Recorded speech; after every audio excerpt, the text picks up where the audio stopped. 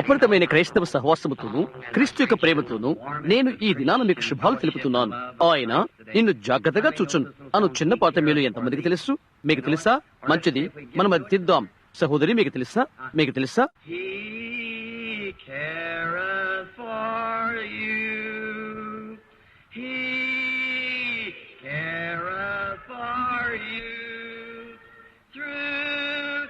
ఆయన నిన్ను జాగ్రత్తపరచును, ఆయన నిన్ను జాగ్రత్తపరచును. సూర్యకాంతుల్లోనూ మరి నీడ ఛాయల్లోనూ ఆయన నిన్ను జాగ్రత్తపరచును. ఓ, అదెంత బాగున్నది! మరలా అది మన ప్రయత్నం చేద్దాం.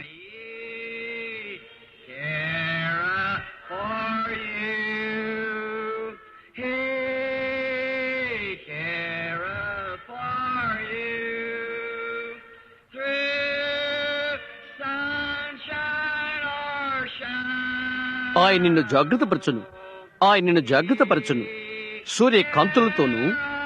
సూర్యకాంతుల్లోనూ మరి నీడ ఛాయల్లోనూ ఆయన నిన్ను జాగ్రత్తపరచును. మా పరలోకపు తండ్రి, నేరస్తులైన పాపుల స్థానమును స్వీకరించుట కొరకై అమాయకుడైన దేవుని కుమారుని, నీ యొక్క స్వంత ప్రియ కుమారుని పంపి నీవు మమ్ము జాగ్రత్త తీసుకుంటూ కొరకై, అందుకు రుజువు కొరకై నీ ప్రేమను మా ఇళ్ల వ్యక్తము చేసేదివి. నీవిది చేసినందు కొరకై, మా ఇళ్ల జాగ్రత్త తీసుకుని మమ్మల్ని జ్ఞప్తించుకుందు కొరకై మేమెంతగానో ధన్యవాదాలు చెల్లించవలసి ఉన్నది. ప్రభువా, మేమెంతో హర్షిస్తున్నాము. ఈ మధ్యాహ్న వేళ ఆకాశ చక్రముల కింద కూడుకుని ఈ కూడికై నీ ఆశీర్వాదాలు కావాలని అడగటానికి మేమెంతో ఆనందిస్తున్నాము. ప్రభువా, ఇక్కడ ఉన్న ప్రతి ఒక్క పురుషుని, ప్రతి ఒక్క స్త్రీని, ప్రతి బాలుని, ప్రతి బాలికను లేఖనములు ఎంతో ఎక్కువగా చదువుటకు వారికి అనుగ్రహత దయచేయండి. సతాను వల్ల స్వాధీనపరచబడి ఉన్న లోకమును మేము ఎదుర్కొంటున్నాము. తండ్రి, దయ్యముల బలమును గుర్చి ప్రజలకు అవి ఏమి చేస్తున్నది అందును గుర్చి మేము చదువుచుండగా గొప్ప విశ్వాసాన్ని మాకు దయచేయండి. గొప్ప అద్భుతాలు, సూచనలు జరిగించమని మేము ప్రార్థన చేస్తున్నాము. క్రీస్తు నామమున దేవుని మహిమ కొరకై మేము అడుగుతున్నాము. ఆమేన్. త్వరగా అందులోకి వెళ్లి ఈ మధ్యాహ్నం ఇది చదువుదాం. సుమారు 15 నిమిషాల ముందుగా అది ఇంకా దయ్యపు శాస్త్రము మీదనే మాట్లాడుకుందాం. కొద్దిసేపటి క్రితమే నా స్నేహితుడి సహోదరు బేలర్ ద్వారా నాకు ఒక వర్తమానం అందినది, ఒక వార్త అందినది. నేను జూలై మధ్యలో ఆఫ్రికాకు బయలుదేరుతున్నాను కనుక అది నిర్ణయమైనది. అది ఇప్పుడు మేము తీర్మానించుకున్నాం. ఆ సమయంలో సహోదరు బాక్స్టర్ వెళ్ళలేదు కాబట్టి నేనే ఆఫ్రికాకు వెళ్ళవలసి ఉన్నది. కనుక ప్రభు నాకు సహాయం చేయు రీతిగా మీరు నాకై ప్రార్థించవలసి ఉన్నది. కారణం, నిజంగా నేను వెళ్ళవలసి ఉన్నది.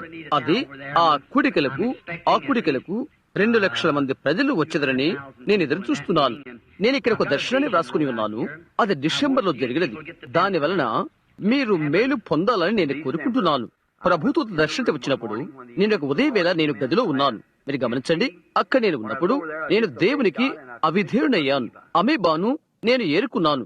అమీబ్ అంటే ఏంటో అది ఎరిగిన వారికి తెలుసు. అది ఒక పారాసైట్, పరాన్న జీవి. అది నిన్ను చంపేస్తుంది. ఎందుకంటే దేవుడు చేయవద్దని చెప్పిన దాన్ని నేను చూశాను. ఆ కథ మీలో ఎంతమందికి తెలుసు? ఇక్కడున్న కొంతమందికి తెలుసని అది విని ఉన్నారని నేను ఊహిస్తున్నాను. జరిగిన కథ మందిరంలోని జనందరికీ తెలుసని నేను అనుకుంటున్నాను. దేవుడు నాకు ఒక స్థలానికి వెళ్ళమని చెప్పాడు. ఆ స్థలానికి దూరంగా ఉండమని చెప్పాడు. ఇంకో స్థలానికి వెనుకకు వెళ్ళుటకై వెళ్ళమని చెప్పాడు. బోధకులు అద్భుతకరమైన వారు నా యొక్క సహోదరులు. అయితే దేవుడు నీకు ఏమని చెప్పాడో అది మనస్సులో ఉంచుకో. అవును, గమనిస్తున్నారా? నీకు ఒక దౌత్యం ఉన్నది, ఒక మిషన్ ఉన్నది. ఒక్క సమయంలోనే 2 ప్రవక్తలు ఉన్నారు. ఒక చోట బైబిల్ గ్రంథములు ఎంతమందికి అది జ్ఞాపకం ఉన్నది.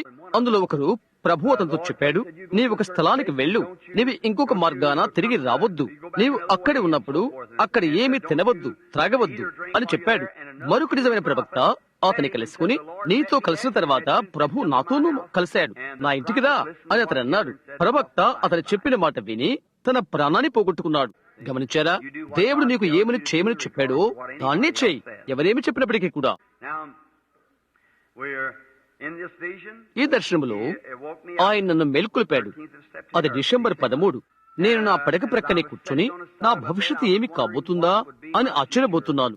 నేను తిరిగి ఇక్కడికి వచ్చినప్పటికీ వారు నన్ను ఎరువుల మందుల కుట్లో త్రోయిటుకు సంసిద్ధపడారు. అప్పుడే ఈ పరాన్న జీవులు పురుగులను తీసుకున్నవి, ఆక్రమించినవి. నేను ఈ యొక్క ప్రాంతాన్ని తాకిన వెంటనే వారు నాకు పరీక్ష పెట్టారు. దేవుని యొక్క కృపను బట్టి వారు నన్ను ఇంటికి వెళ్ళ అనుమతించారు. ఎందుకంటే అది ఎంతగానో చెదిరిపోయినది. నేను ప్రార్థించి నేను దైవ సేవకుల వద్దకు వెళ్లిపోయాను. ఆ విధంగా వెళ్ళవద్దని ప్రభువు నాకు చెప్పాడు అని నేను చెప్పాను. ఓ, దేవుడు నీవు కాకుండా ఇంకొకరితో మాట్లాడాలి అని అన్నారు. నేనన్నాను, కౌరవుకు ఒక్కసారి అలాంటి తలంపే కలిగినది.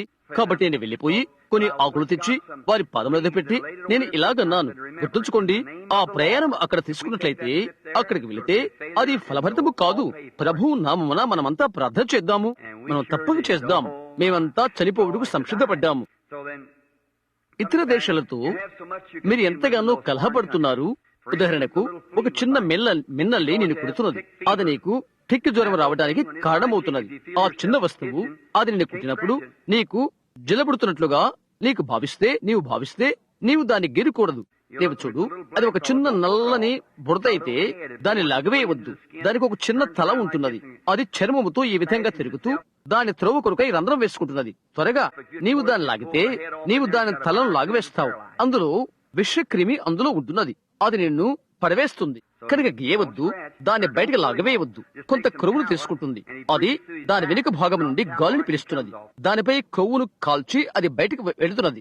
ఆ తర్వాత అక్కడ ఒక చిన్న దోమ ఉంటున్నది, అది ఒక శబ్దం కూడా చేయదు, అది నేరుగా గాల్లోకి వస్తున్నది. అది నిన్న అలా తాకుతుంది, అది అంతే, నీకు మలేరియా వస్తుంది. ఆ తర్వాత వారు ఒక దానిని మాంబా పాము అంటారు. అది నిన్ను కరిస్తే అది నిన్ను కుట్టిన తర్వాత నీవు 2 నిమిషాలు మాత్రమే బ్రతుకుతావు. ఆ తర్వాత పసుపు రంగు త్రాసుపాము ఒకటి ఉన్నది, అది కరిచిన తర్వాత 15 నిమిషాలే నువ్వు బ్రతుకుతావు. అలాంటిది ఒకటి నా కుమారునికి దగ్గరగా వచ్చినది. దాని తలపైన అతను చేయి పెట్టాడు. మేము దానిని తుపాకీతో కాల్చివేయక ముందు ఖర్చులకు తల పైకెత్తింది. ఒక నల్ల త్రాసుపాము ఉన్నది, అనేకమైనవి అలాంటి ఉంటవి. అపాయకరమైన అడవి మృగాలు అనేకముంటవి. సింహాలు, పెద్ద పులులు, చిరుత పులులు ఒకటి అడవిలో పొట్లాడుకుంటవి. ఇక వ్యాధులు, అన్ని విధాలైన వ్యాధులు అచ్చట ఉంటవి. నీ వెళ్ళినప్పుడు వాటన్నిటినీ నీవు ఎదుర్కొనవలసి వస్తుంది. అది మాత్రమే కాదు, కానీ అన్ని కోణాలు నీకు సవాలు విసురుటకు ఒక మంత్రగాడు ఒకడున్నాడు. అయితే ప్రక్క నుండి ప్రక్కకు ఒకదానినొకటి మన ప్రభు ఊపివేయట చూడగా అది అంతటి ఆశ్చర్యకరమైన విషయం. ఆ దినాన నేను ఇక్కడ నిలబడి ఉన్నప్పుడు ఏమి జరిగింది నాకు జ్ఞాపకం ఉన్నది. మరొకసారి మరొక కూటములో నేను మీకు దాన్ని చెప్తాను. కారణం, ఈ మధ్యాహ్న వేళ నా పాఠంలోనికి నేను వెళ్ళటకు ఆశిస్తున్నాను, దయ్యపు శాస్త్రమును గుర్చి. అయితే ఇప్పుడు అంతము ఏమైండును అని నేను అక్కడ కూర్చుని ఆలోచన చేస్తూ ఉన్నాను. సముద్రం దాటి వస్తూ అక్కడ మనం ఉన్నప్పుడు 100,000 మంది మార్పు చెందిన వారు అక్కడ ఉంటారని నాకు తెలుసు. పెద్దబడిన సహోదరుడు బోస్వర్త్ నా ఎద్దుకు వచ్చాడు. సహోదరు బోస్వర్త్, బాగున్నారా అని అడిగాను. సోదరు బ్రహ్యాం, నిన్ను బట్టి నేను గర్విస్తున్నాను, జీవితం యొక్క ఆరంభంలో నీవున్నావు అని అన్నాడు అతడు. అంతా అయిపోయిందని నేను ఊహిస్తున్నాను అని నేను అన్నాను. 40 సంవత్సరాలు నాకు దాటినవి, నేను మంచి పోరాడి నా పరుగు తుదముట్టించాను అని అనుకుంటున్నాను అని అన్నాను. అతడు అన్నాడు, 40 సంవత్సరాలు దాటినవా? నీవు రక్షించబడక ముందే నేను పెద్దవాడను, నేను ఇంకా మంచివానిగానే ఆరోగ్యంగానే ఉన్నాను అని చెప్పాడు. అతడు తన 80లో ప్రవేశిస్తున్నాడు. మంచిది, బహుశా నిజమే కావచ్చును అని నేను అనుకున్నాను. కనుక అతడు అన్నాడు, నీవు ఇప్పుడు స్వచ్ఛమైన క్రొత్త బ్రహ్మము, నీవు ఏ విధంగా కూటాలను స్వాధీనం చేసుకోవాలో నీకు తెలుసు.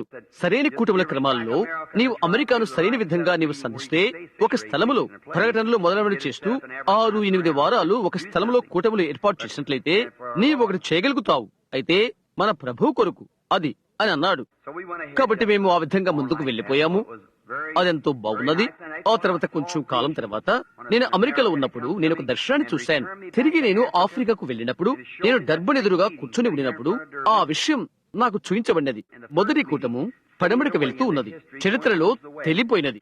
రెండవ కూటము పెరిగిపోయింది, అది అలాగైపోయి మొదటి కూటమి కంటే పెద్దదైపోయినది. నేను ఒక పెద్ద కేక విన్నాను. ఒక దేవదూత పరలోకం నుండి దిగవచ్చుట. ఆయన గొప్ప వెలుగును కలిగి ఉన్నాడు. ఇక్కడ మన ప్రక్క నిలబడిన దేవదూత ఎల్లప్పుడూ కూడా నా కుడి ప్రక్కనే, ఈ ప్రక్కన నిలబడును. అది అక్కడ నిలబడి ఉన్నది, అది చుట్టూ తిరుగుతున్నది. ఆయన క్రింద ఈ మనుషుడు నిలబడి ఉండటం నేను చూశాను, ఆయన కాదు. నీవు ఆయన చూసినప్పుడు అది దర్శనము కాదు సుమా. నీవు నా వైపు చూస్తున్నప్పుడు ఎంత నిజమో అది అంత నిజం. ఆయన మాట్లాడుట, నడుచుట నీవు వినగలవు. అదేదైనా అది నిజం, ఆ దర్శనం కాదు. నీవు ఎలా నిలబడి ఉన్నావో అలాగే అక్కడ ఆయన నిలబడి ఉంటాడు. నీ యొక్క స్వరం నా యొక్క స్వరం ఎలాగుంటుందో అలాగుంటుంది, ఆ విధంగా ఉంటుంది ఆయన స్వరము. అయితే దర్శనం అయితే అది నీ ఎదురు తెరవబడుతున్నది, అది నీవు చూస్తావు. అయితే ఈ మనిషి నడుస్తూ అక్కడ నిలబడి ఉన్నాడు. ఏమి జరగబోతున్నదో ఆయన నాకు చెప్పాడు. ఈ దేవదూత దిగి వచ్చి నా మార్గమును చూడమని ఆయన నాకు చెప్పాడు. అది ఇండియా వైపునకు వలె నాకు కనిపించినది. అది ఇండియాలో నేను చెప్పటం లేదు, అయితే అది దానికి సమీపంగా. అయితే వారు ఇండియా దేశ ప్రజలు. ఎందుకంటే ఆఫ్రికా వారు ఎత్తుగా, లావుగా, బలంగా ఉండే ప్రజలు. వాళ్ళు కొందరైతే 7 అడుగుల ఎత్తు, 280-300 పౌండ్ల బరువు, స్థూల దేహులు వారు. జూలు వారు, షుంగాయ్, బొస్సుటో, ఇంకా ఎన్నెన్నో తెగలవారు వారు. నేను మాట్లాడుతున్నప్పుడు 15 రకరకాల తెగలవారు అక్కడ కూర్చుని ఉన్నారు. నేను ఆ విధంగా ఒక మాట చెబితే, యేసుక్రీస్తు దేవుని కుమారుడు అని చెప్తే అందరూ అనువాదికులు దాన్ని అర్థం చెప్పినప్పటికీ నేను మంచినీళ్లు త్రాగగలుగుతాను. పెంతెకోస్తు వారు భాషలతో మాట్లాడుతున్నప్పుడు నేను ఈ విధంగా తలుస్తూ ఉంటాను. ఒక్కరు ఒక విధమైన శబ్దంతో మాట్లాడినట్టయితే ఇంకొకరు మరొకటి. అది లోకంలో ఎలాగుంటున్నది? అయితే బైబిల్ నిజమని నేను నమ్ముతాను. అది చెప్పబడినప్పుడు ఏది తెలుసుకో, భావం లేకుండా ఎటువంటి శబ్దము ఉండదు సుమా. అందులో ఒకరు ఇలా చెప్తారు, బ్లూ బ్లూ బ్లూ అని దాని అర్థం యేసుక్రీస్తు దేవుని కుమారుడు అని. ఇంకొకరు అంటాడు క్లంక్ క్లంక్ క్లంక్ క్లంక్, అది అతని భాషలో యేసుక్రీస్తు దేవుని కుమారుడు అని. కాబట్టి అటువంటి శబ్దమైన అది ఎటువంటి శబ్దమైనప్పటికీ దానికి అర్థం ఒక చోట ఉన్నది. అవునా? అది ఏ విధమైన ధ్వని అయినప్పటికీ అది ఒక చోట ఒకరికి అర్థమవుతున్నది. దాన్ని వారు వ్యక్తం చేస్తారు. నా ఎడం ప్రక్క నేను ఇలాగ గమనించాను. ఆ దేవుడు దిగివచ్చినప్పుడు అక్కడ ఒక గొప్ప గుంపు నేను చూశాను. వారు మనుషుల వలె ఉన్నారు. వారి చుట్టూ ఒకటి ఓ విధంగా చుట్టుకున్నట్లుగా ఒక చిన్న బిడ్డ పొత్తిగుడ్డ ఎలా చుట్టుకుంటాడో ఆ విధంగా వారు ఉన్నారు. ఆ విధంగా ఉన్నారు. నేను ఎంతవరకు చూడగలుగుతానో అంతవరకు వారు ప్రజలు కాక మరొకరు కాదండి, కాదు. ఆ తర్వాత ఈ దేవదూత ముందుకు వెనుకకు బలంగా తిరుగుతున్న గొప్ప వెలుగు కాంతితో అలా కనిపించాడు.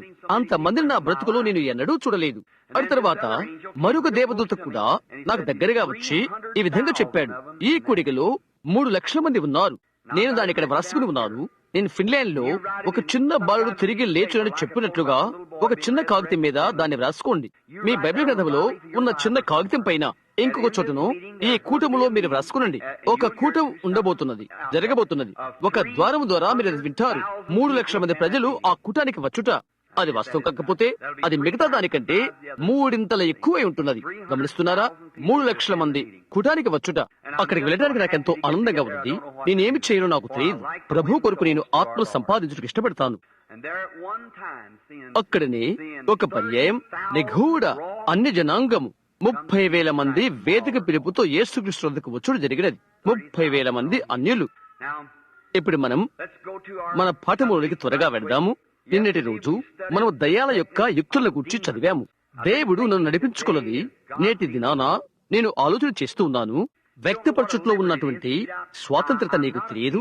నేను ఉపాధ్యాయుని కాను. ఎప్పుడు కూడా బైబిల్ వివరణదారునిగా నేను ఉంటాను. నా యొక్క విద్యాభ్యాసము 7వ తరగతి హద్దును దాటిపోలేదు.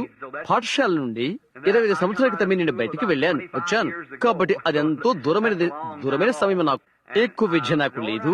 అయితే నాకు తెలిసినంత కూడా ఆత్మ ప్రేరేపణ చేత పొందుకుంటే ఆ యొక్క ఆత్మ ప్రేరేపణ బైబిల్ గ్రంథానికి సరిపోకపోతే అలాంటప్పుడు అది తప్పవుతున్నది. గమనిస్తున్నారా? అది బైబిల్లో ఉండవలసి ఉన్నది. అది ఎటువంటి ఆత్మ ప్రేరేపణ అయినప్పటికీ అది రావాల్సి ఉన్నది. ఇక్కడే దేవుని పునాది ఉన్నది. ఇది కాకుండా మరొక పునాది వేయబడదు. ఇది ఏమైనది నేను చెప్పేదంతా దీనికి వ్యతిరేక్తమైతే నా మాటలు అబద్ధమని నీవనుకో. ఎందుకనగా ఇది సత్యం. గమనిస్తున్నారా? దీనికి వ్యతిరేక్తంగా ఒక దేవదూత నీకు ఒకటి చెప్పినప్పటికీ చెప్తే అతడు శాపగ్రస్తుడు కాక అని పౌలు చెప్పాడు. చివరికి అతడు వెలుగుదూత అయి ఉన్నప్పటికీ అనేకమైన గంభీరమైన విషయాలు ఉన్నవి. ప్రజలకు ఈ పాఠాన్ని చెప్పుల కొరకై నేను 2 దినాలు ఏర్పాటు చేసుకున్నాను. అది నిన్న, ఈ రోజు మధ్యాహ్న వేళ కూటాలు. నేను ఎందుకు ఆ విధంగా చేశానంటే ప్రభు నాకు సహాయం చేస్తే నాకు నేను కొంత ఇచ్చుకుంటాను. నా గుండెల్లో ఒకటి ఉన్నది.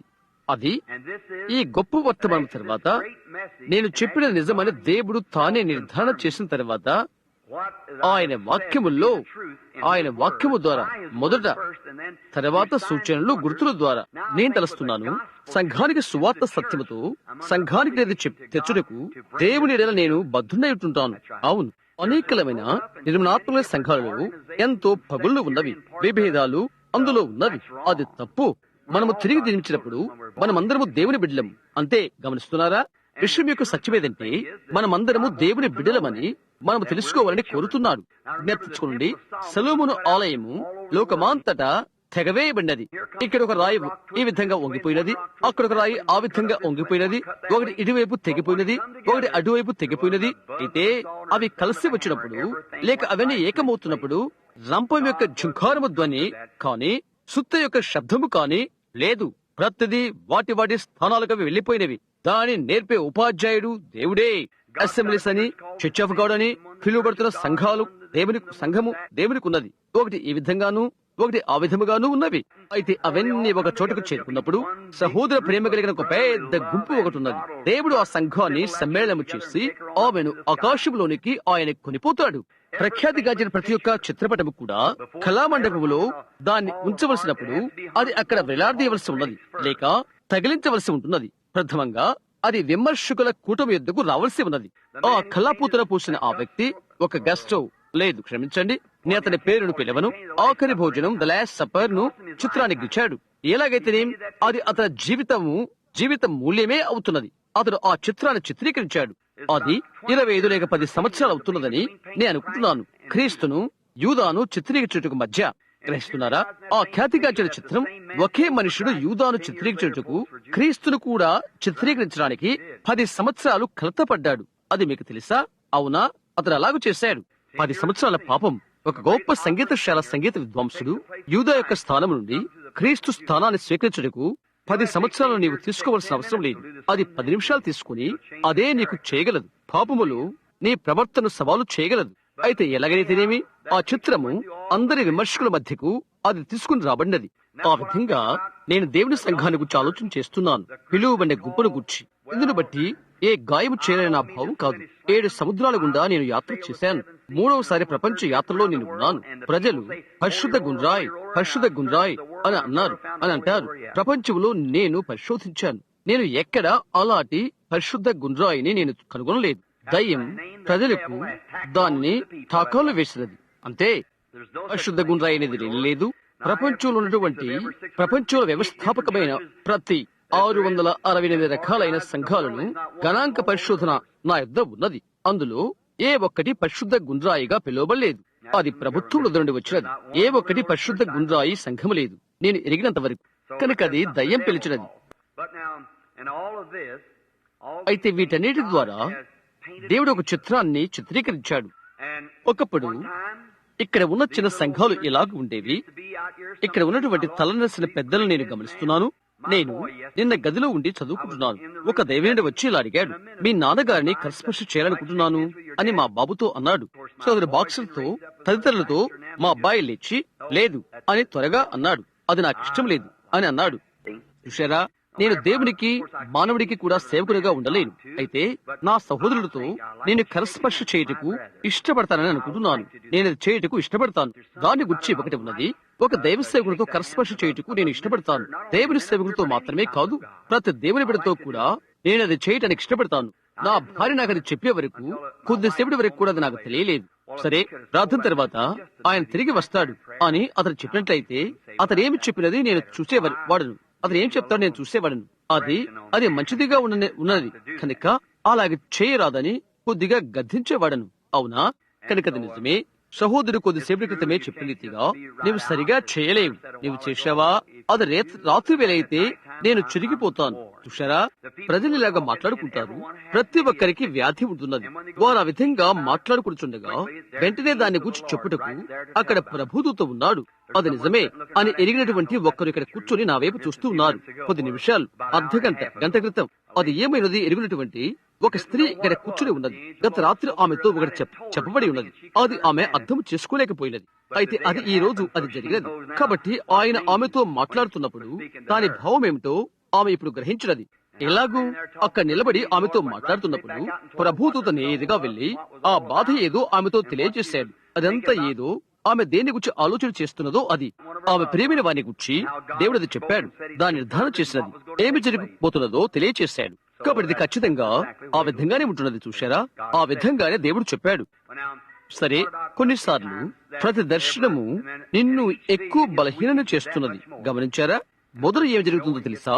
నీవు రాత్రికి మందిరానికి చేరుకున్న తర్వాత నీవేమి చేయాలో తెలియని స్థితిలోకి నీవు సంపూర్తిగా విసిగిపోతావు. ఇప్పుడు నా కొరకు ప్రార్థిస్తావు, ఎందుకనగా అది ఒక కూటమిలో నుండి మరొక కూటమిలోనికి అవుతున్నది. ఇది ఒకటి మాత్రమే వ్యత్యాసంగా ఉండు కూడిక. నేను ఇప్పుడు ఇంటికి వెళ్ళినట్లయితే 2 నెలల వరకు నేనేమి చేయకున్నట్లయితే నేను వెళ్లిపోయి చేపల వేటలో ఉంటాను.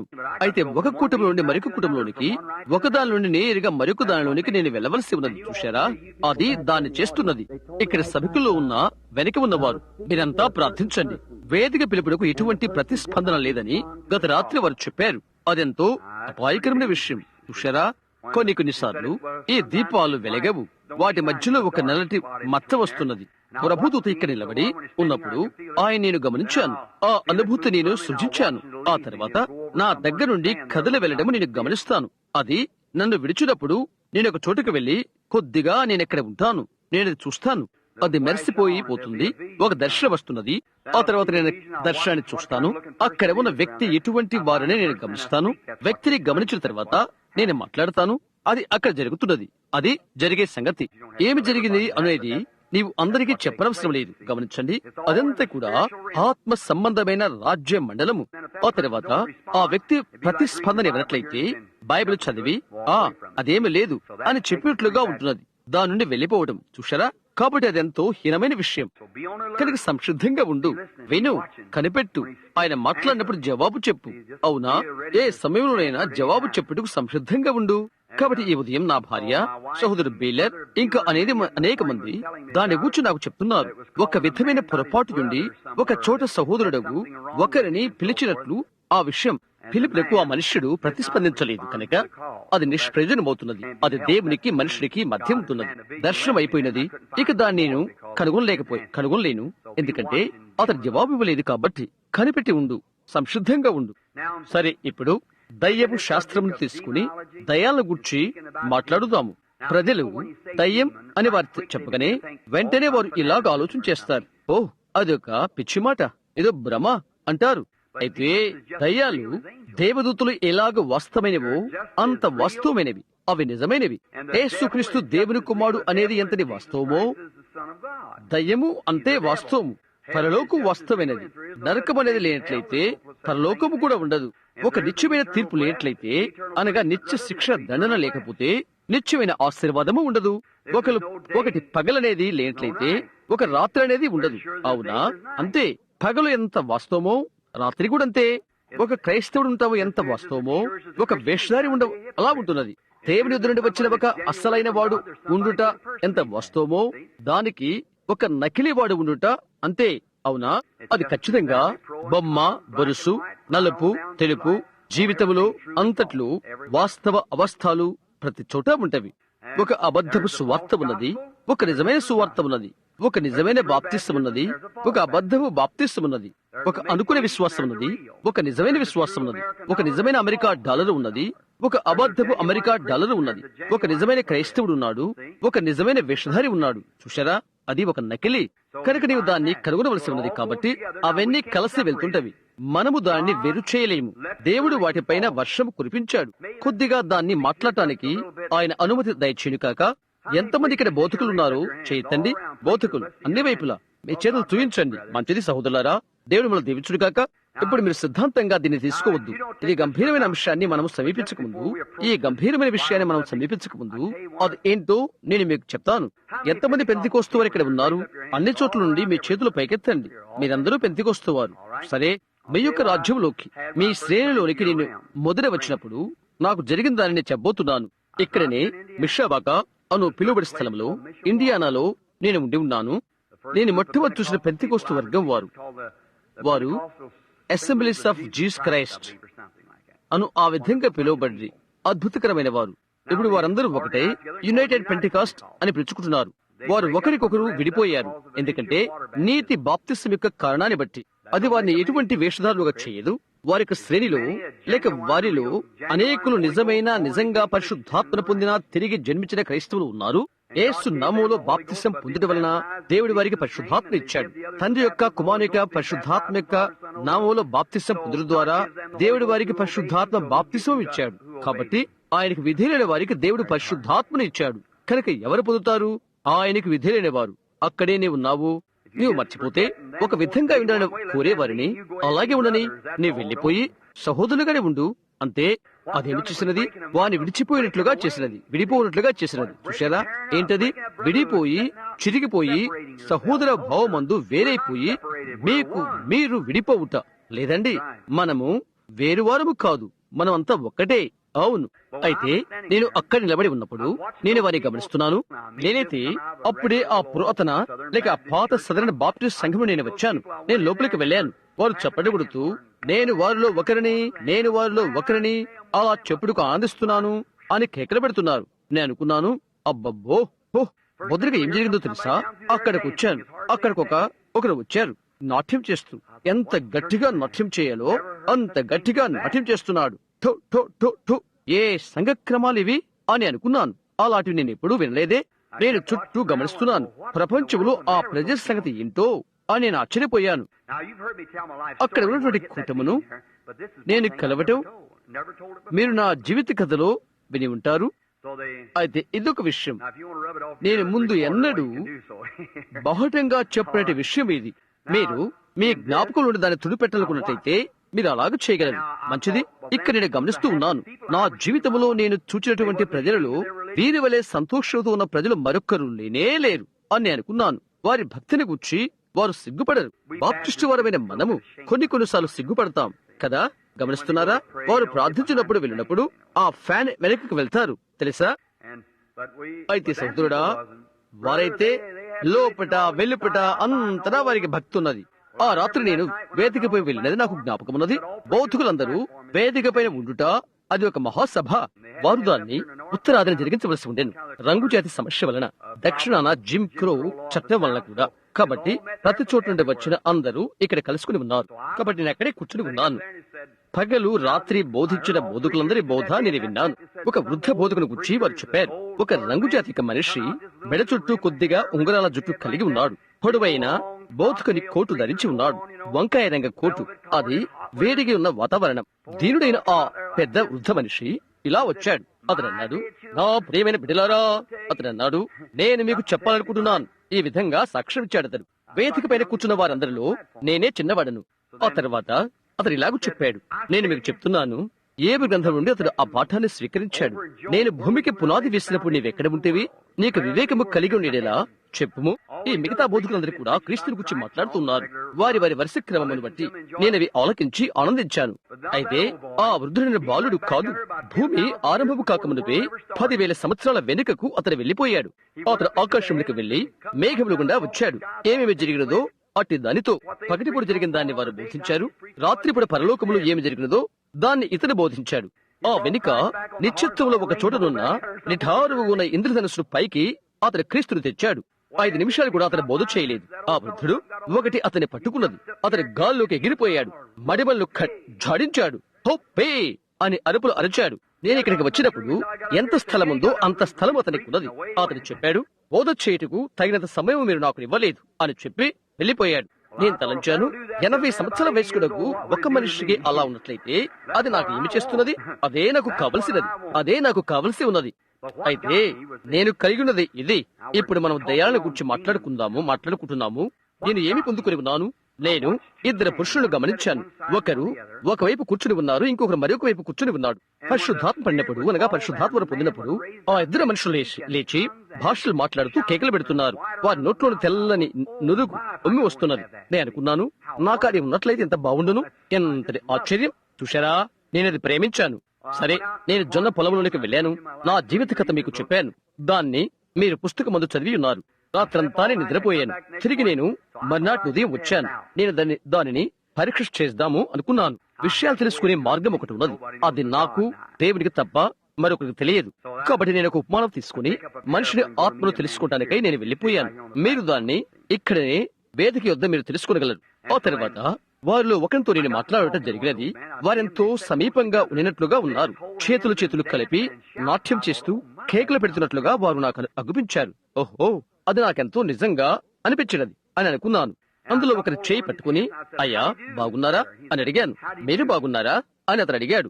చాలా మంచి వ్యక్తి, పెద్ద మనిషి, అలాగ పోలినవాడు. మీరు దైవ సేవకులా అని నేను అడిగాను. లేదండి, నేను సాధారణ సభ్యుడిని అని అన్నాడు అతడు. అతని ఆత్మను పట్టుకుంటానికై నేను అతనితో చిన్న సంభాషణ ఆరంభించాను. చూశారా, అది అతనికి తెలియదు, ఎవరికీ అది తెలియదు. దాని గురించి నేను చెప్పలేదు. నేను అది తెలియచేయకముందు, సంవత్సరాలు దాటిన తర్వాత నేను తెలియచేశాను. కాబట్టి నేను అది తెలుసుకోకముందు అది సత్యాన్ని మ్రోగించినది. సంపూర్ణంగా ఒక క్రైస్తవ మనుషుడే అతడు. సంపూర్ణ నిశ్చయంగా అతడు దైవభక్తుడే అతడు. సహోదరుడా, అది మంచిది అని అనుకున్నాను. అయితే విదూరమైన విషయం ఏంటంటే, ఆ తరువాత మనిషి నేను కలిసినప్పుడు అది వ్యతిరేక్తంగా ఉన్నది.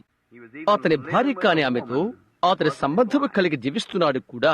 అవును, దర్శనంలో అతని పైకి లాగబడినది నేను చూశాను. అరే, అది అలాగ ఉండకూడదే అని అనుకున్నాను. వీరి మీద ఉన్న ఆత్మ మంచి ఆత్మ కాదు అని నేను తలంచాను. అదంతా కూడా అదే. ఆ రాత్రి నేను కూటానికి వెళ్ళాను. ఆశీర్వాదాలు కురుమరించబడుతున్నవి. నేను దేవునికి ప్రార్థన చేశాను. పరిశుద్ధాత్మ, ప్రభు యొక్క దూత, అది పరిశుద్ధాత్మే అని సాక్ష్యమిచ్చాడు. ఆ మనుషుని మీదను ఈ మనుషుని మీదను ఒక్క ఆత్మే కృమ్మరించబడుతున్నది. పరిశుద్ధాత్మ పడినప్పుడు ఇద్దరు నిలబడి, ఇద్దరు కేకలు పెట్టి, ఇద్దరు అరుపులరిచి ప్రభువును స్తుతించి భాషలతో మాట్లాడుతూ నాట్యం చేశారు. అది అలా రాలేదు ప్రభువా, అది బైబిల్ గ్రంథం నందు వాస్తవమని నేను చూడలేదు అని నేను అన్నాను. ఒకవేళ ఇప్పుడు నేను మోసపరచబడుతున్నానేమో అని అన్నాను. చూశారా, నేను బైబిల్ని ఖచ్చితంగా మూల సిద్ధాంతంగా తీసుకుంటాను. అది ఇదే ఉండవలసి ఉన్నది.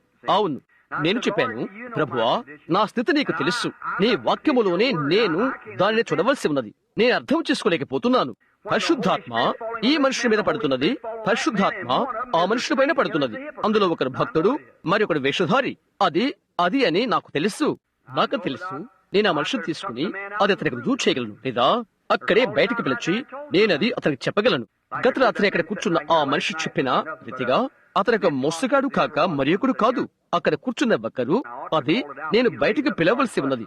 అయితే అతను లేచి గడబిడలు చేసేవాడు. కూటమి ఉన్న కారణం చేత నేనది పోనిచ్చాను. అయితే అతడు నాకు తెలుసు. అవునండి, గత రాత్రి ఆ వెనకాల కూర్చున్న ఇద్దరులో ఒకరు ఇక్కడ నగరంలో ఒక సంఘానికి సంబంధించిన వాడు. నిజంగా విమర్శకులు. నేను వారిని చూశాను. అయితే నీవది చేస్తే గందరగోళం ఏర్పడుతున్నది. అనేక సార్లు నేను చూశాను. నేనది అలాగే వదిలివేశాను. అది మంచిదే, దేవునికి తెలుసు, ఆయనే న్యాయాధిపతి. నన్ను ఒకసారి పిలవమనండి. అతడు ఒకటి జరుగుట మీరు చూస్తారు. అవునా, అతన్ని అలాగే ఉండనియండి. దయ్యం ఎలాగో అలాగే. దయ్యాన్ని నేనెప్పుడు బయటకు పిలవలేదు. అతడు లేక అది నా ఎద్దుకు వచ్చి నాకు సవాలు చేసినది. అడు తర్వాత దేవుడు కార్యం ఆరంభించగానే చూశారా ఏమి జరిగినదో మీరు చూశారు. మంచిది, నేను దాన్ని అలాగే వదిలిపెట్టాను. కూటము కష్టం చేసినది. ఎందుకంటే ఆ ఆత్మ నిరంతరము నా మీదనే కదలాడుచున్నది. చూశారా, నేను అలాగే ఉంటాను. సరే, ఈ మనుషులను నేను అర్థం చేసుకోలేకపోయాను. అది 2-3 సంవత్సరాల తదుపరి నేను గ్రీన్ మిల్స్ లో ఉన్నప్పుడు, ఇక్కడ ఇండియానాలో స్కౌట్ రిజర్వేషన్ లో ఉన్నప్పుడు, నేను ఎక్కడైతే ప్రార్థనకి వెళ్తున్నానో అక్కడ ఆ పాత గుహ యొద్ద నేను ఉన్నాను. అక్కడే నేను అడిగాను, ప్రభువా, ఆ గుంపు వారు ఎటువంటి వారు అవుతారు? నాకు అర్థం కావటం లేదు. నా జీవితంలో కలిసిన అతి శ్రేష్టమైన ప్రజలు, అది ఏ విధంగా చెడ్డ ఆత్మ అవుతుందో నాకు అర్థం కావట్లేదు. నా హృదయం యొక్క యథార్థత నీకు తెలుసు. నేను ఎంతగా నిన్ను ప్రేమిస్తున్నానో, నిన్నెంత సేవించానో నీకు తెలుసు. ఇక్కడ ఉన్నటువంటి నాతో ఉన్నటువంటి అదే ఆత్మ వారిపైన ఉన్నది. అది అక్కడ అతని మీద ఉన్నది ఒకటే అని నేను ప్రార్థించాను. కనుక నాకు అది అర్థం కాలేదు. ప్రభు తన కనికరం వల్ల దిగివచ్చి అదేంటో ఇక్కడ నాకు చూయించాడు. మొదట అది లేఖన సంబంధమైనది కావలసి ఉన్నది. నీ బైబిల్ తీసుకో అని ఆయన చెప్పాడు.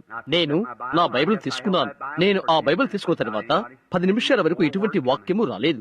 కొద్ది నిమిషాలు నేను అలా కనిపెట్టి ఉన్నాను. ఆయన మరలా చెప్పాడు. నేను విన్నాను. హెబ్రీ 6వ అధ్యాయం త్రిప్పి ఆరంభం నుండి చదువు. నేను అలాగనే చేశాను. అది అక్కడ వచ్చినప్పటికీ ఈ విధంగా చెప్పబడినది. ఎట్లనగా భూమి తన మీద కురి వర్షము ఎవరి కొరకు వ్యవసాయం చేయబడుతుందో, అయితే ముళ్ళ తుప్పులను గచ్చ తెగలను దాని మీద పెరిగిన అది పనికి రానిదని విసర్జింపబడి తుదకు అది కాల్చివేయబడును. దానిని నేరుగా నేను పొందుకున్నాను. అది అక్కడే ఉన్నది. దేవునికి ధన్యవాదాలు. అది అక్కడే ఉన్నది. చూశారా, యేసు చెప్పాడు, విత్తువాడు విత్తనములు విత్తుటకు బయలు వెళ్ళాడు అని. అవునా, ఆయన చెప్పలేదా? ఇక్కడున్న మీరందరూ క్రైస్తవులు. ప్రతి ఒక్కరూ చేతులు పైకెత్తారు. పెంతెకోస్తవారైనప్పటికీ ఎవరైనప్పటికీ తిరిగి జన్మించిన క్రైస్తవులు. అవును, ఆయన చెప్పాడు, విత్తువాడు విత్తనములు విత్తుటకు బయలు వెళ్ళాడు. అతడు నిద్రించినప్పుడు ఆయన విశ్రాంతి మరణం మధ్య. అవునా, గమనిస్తున్నారా? అతడు నిద్రించినప్పుడు శత్రువు వచ్చి పొలములో గురుగులు చల్లిపోయాడు. గురుగులనగా ఏంటి? కలుపు మొక్కలు, గచ్చ తీగలు అనగా ముళ్ళ మొక్కలు మొదలగునవి. వ్యవసాయకుడు అనగా బోధకుడు ఈ గురుగులు పెరిగినట్టు చూచి నేను వెళ్లి వాటిని లాగివేస్తాను అని అన్నాడు. ఆయన చెప్పాడు, వద్దు వద్దు, నీవు గురుగులను కూడా పెరికివేస్తావు. అవి రెంటిని కలిసి ఎదగనివు. ఇక్కడ పొలములో గోధుమలు ఉన్నవి, అక్కడే తీగలు, తోలగుండు కాయలు, మురుగుడు నాచు మొదలగునవి ఉన్నవి. అవునా? అయితే అందులోనే గోధుమలు కూడా ఉన్నవి. ఇప్పుడు వర్షం వస్తున్నది భూమిపైకి దాన్ని తడపడానికి. వర్షం ఎందుకు వస్తున్నది? దోలగొండలను తడుపుటకు కాదు. ఇప్పుడు మెలకువతో గమనించండి, రకరకాల తీగలను తడుపుటకు కాదు సుమా. వర్షము గోధుమ పంటపై పడుతున్నది. అయితే దూలగొండలు నాచు మొక్కలు కూడా గోధుమ వలె దప్పిగొంటవి. ఒకే వర్షము గోధుమపై పడినటువంటి ఒకే వర్షము నాచు మొక్కలపైన కూడా పడుతున్నది. ఆ చిన్నది పాతదైన నాచు మొక్క సంతోష ఆనందాలతో నిఠారువుగా నిలబడుతున్నది. ఏ విధంగా గోధుమ నిఠారువుగా నిలబడుతుందో అలాగే వారి యొక్క ఫలముల వల్ల మీరు వారిని తెలుసుకుందరు. అక్కడే నీవు ఉన్నావు కనుక గమనించండి, ఒకే పరిశుద్ధాత్మ ఒక వేషధారిని దీవించగలదు. ఆర్మేనియన్ వారైనా మిమ్మల్ని కొందరని అది ఢీకుంటుంది. అయితే అది సత్యం సుమా, అది సత్యమే. పరిశుద్ధతను గూర్చి బోధించబడుతుంటారు. పరిశుద్ధతను నేను నమ్ముతాను. అయితే ఒకే పరిశుద్ధాత్మ నీతిమంతులపైన అనీతిమంతులపైన పడుతున్నది. అయితే వారి యొక్క ఫలముల వలన మీరు వారిని తెలుసుకుంటారు. నేను ఇక్కడ చూచి గోధుమ తెచ్చుటకు వెళ్ళినట్లయితే గోధుమ తెస్తాను. నాచు అంతా దాని చుట్టూ చుట్టుకొని ఉంటున్నది. గోధుమకై పడినటువంటి ఒకే వర్షం వలన అదే జీవిస్తుంది.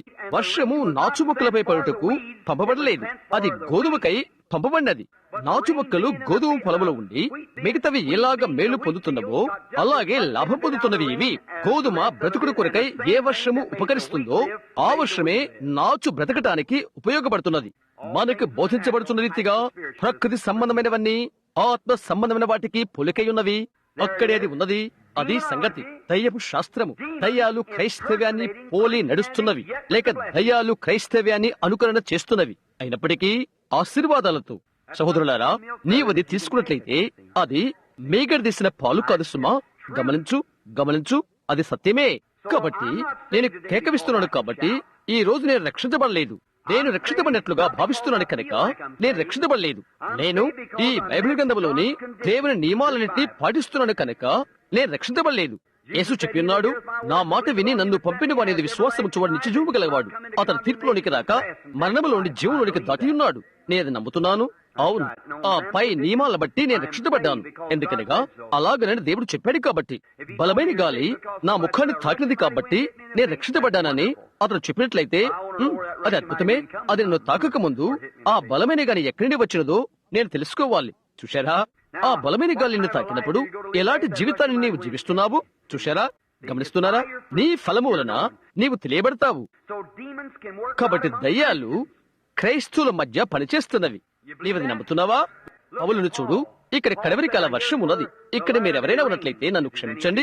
మీకు విరోధముగా నేనేదైనా చెప్పినట్లయితే అసెంబ్లీస్ వారితోనూ కానీ బాప్టిస్టు వారితోనూ మరెవరితోనూ కానీ నేను మీకెవరికి వ్యతిరేకంగా చెప్పట్లేదు. ఏది సత్యమై ఉన్నదో అదే నేను చెప్తున్నాను. అది సత్యమే.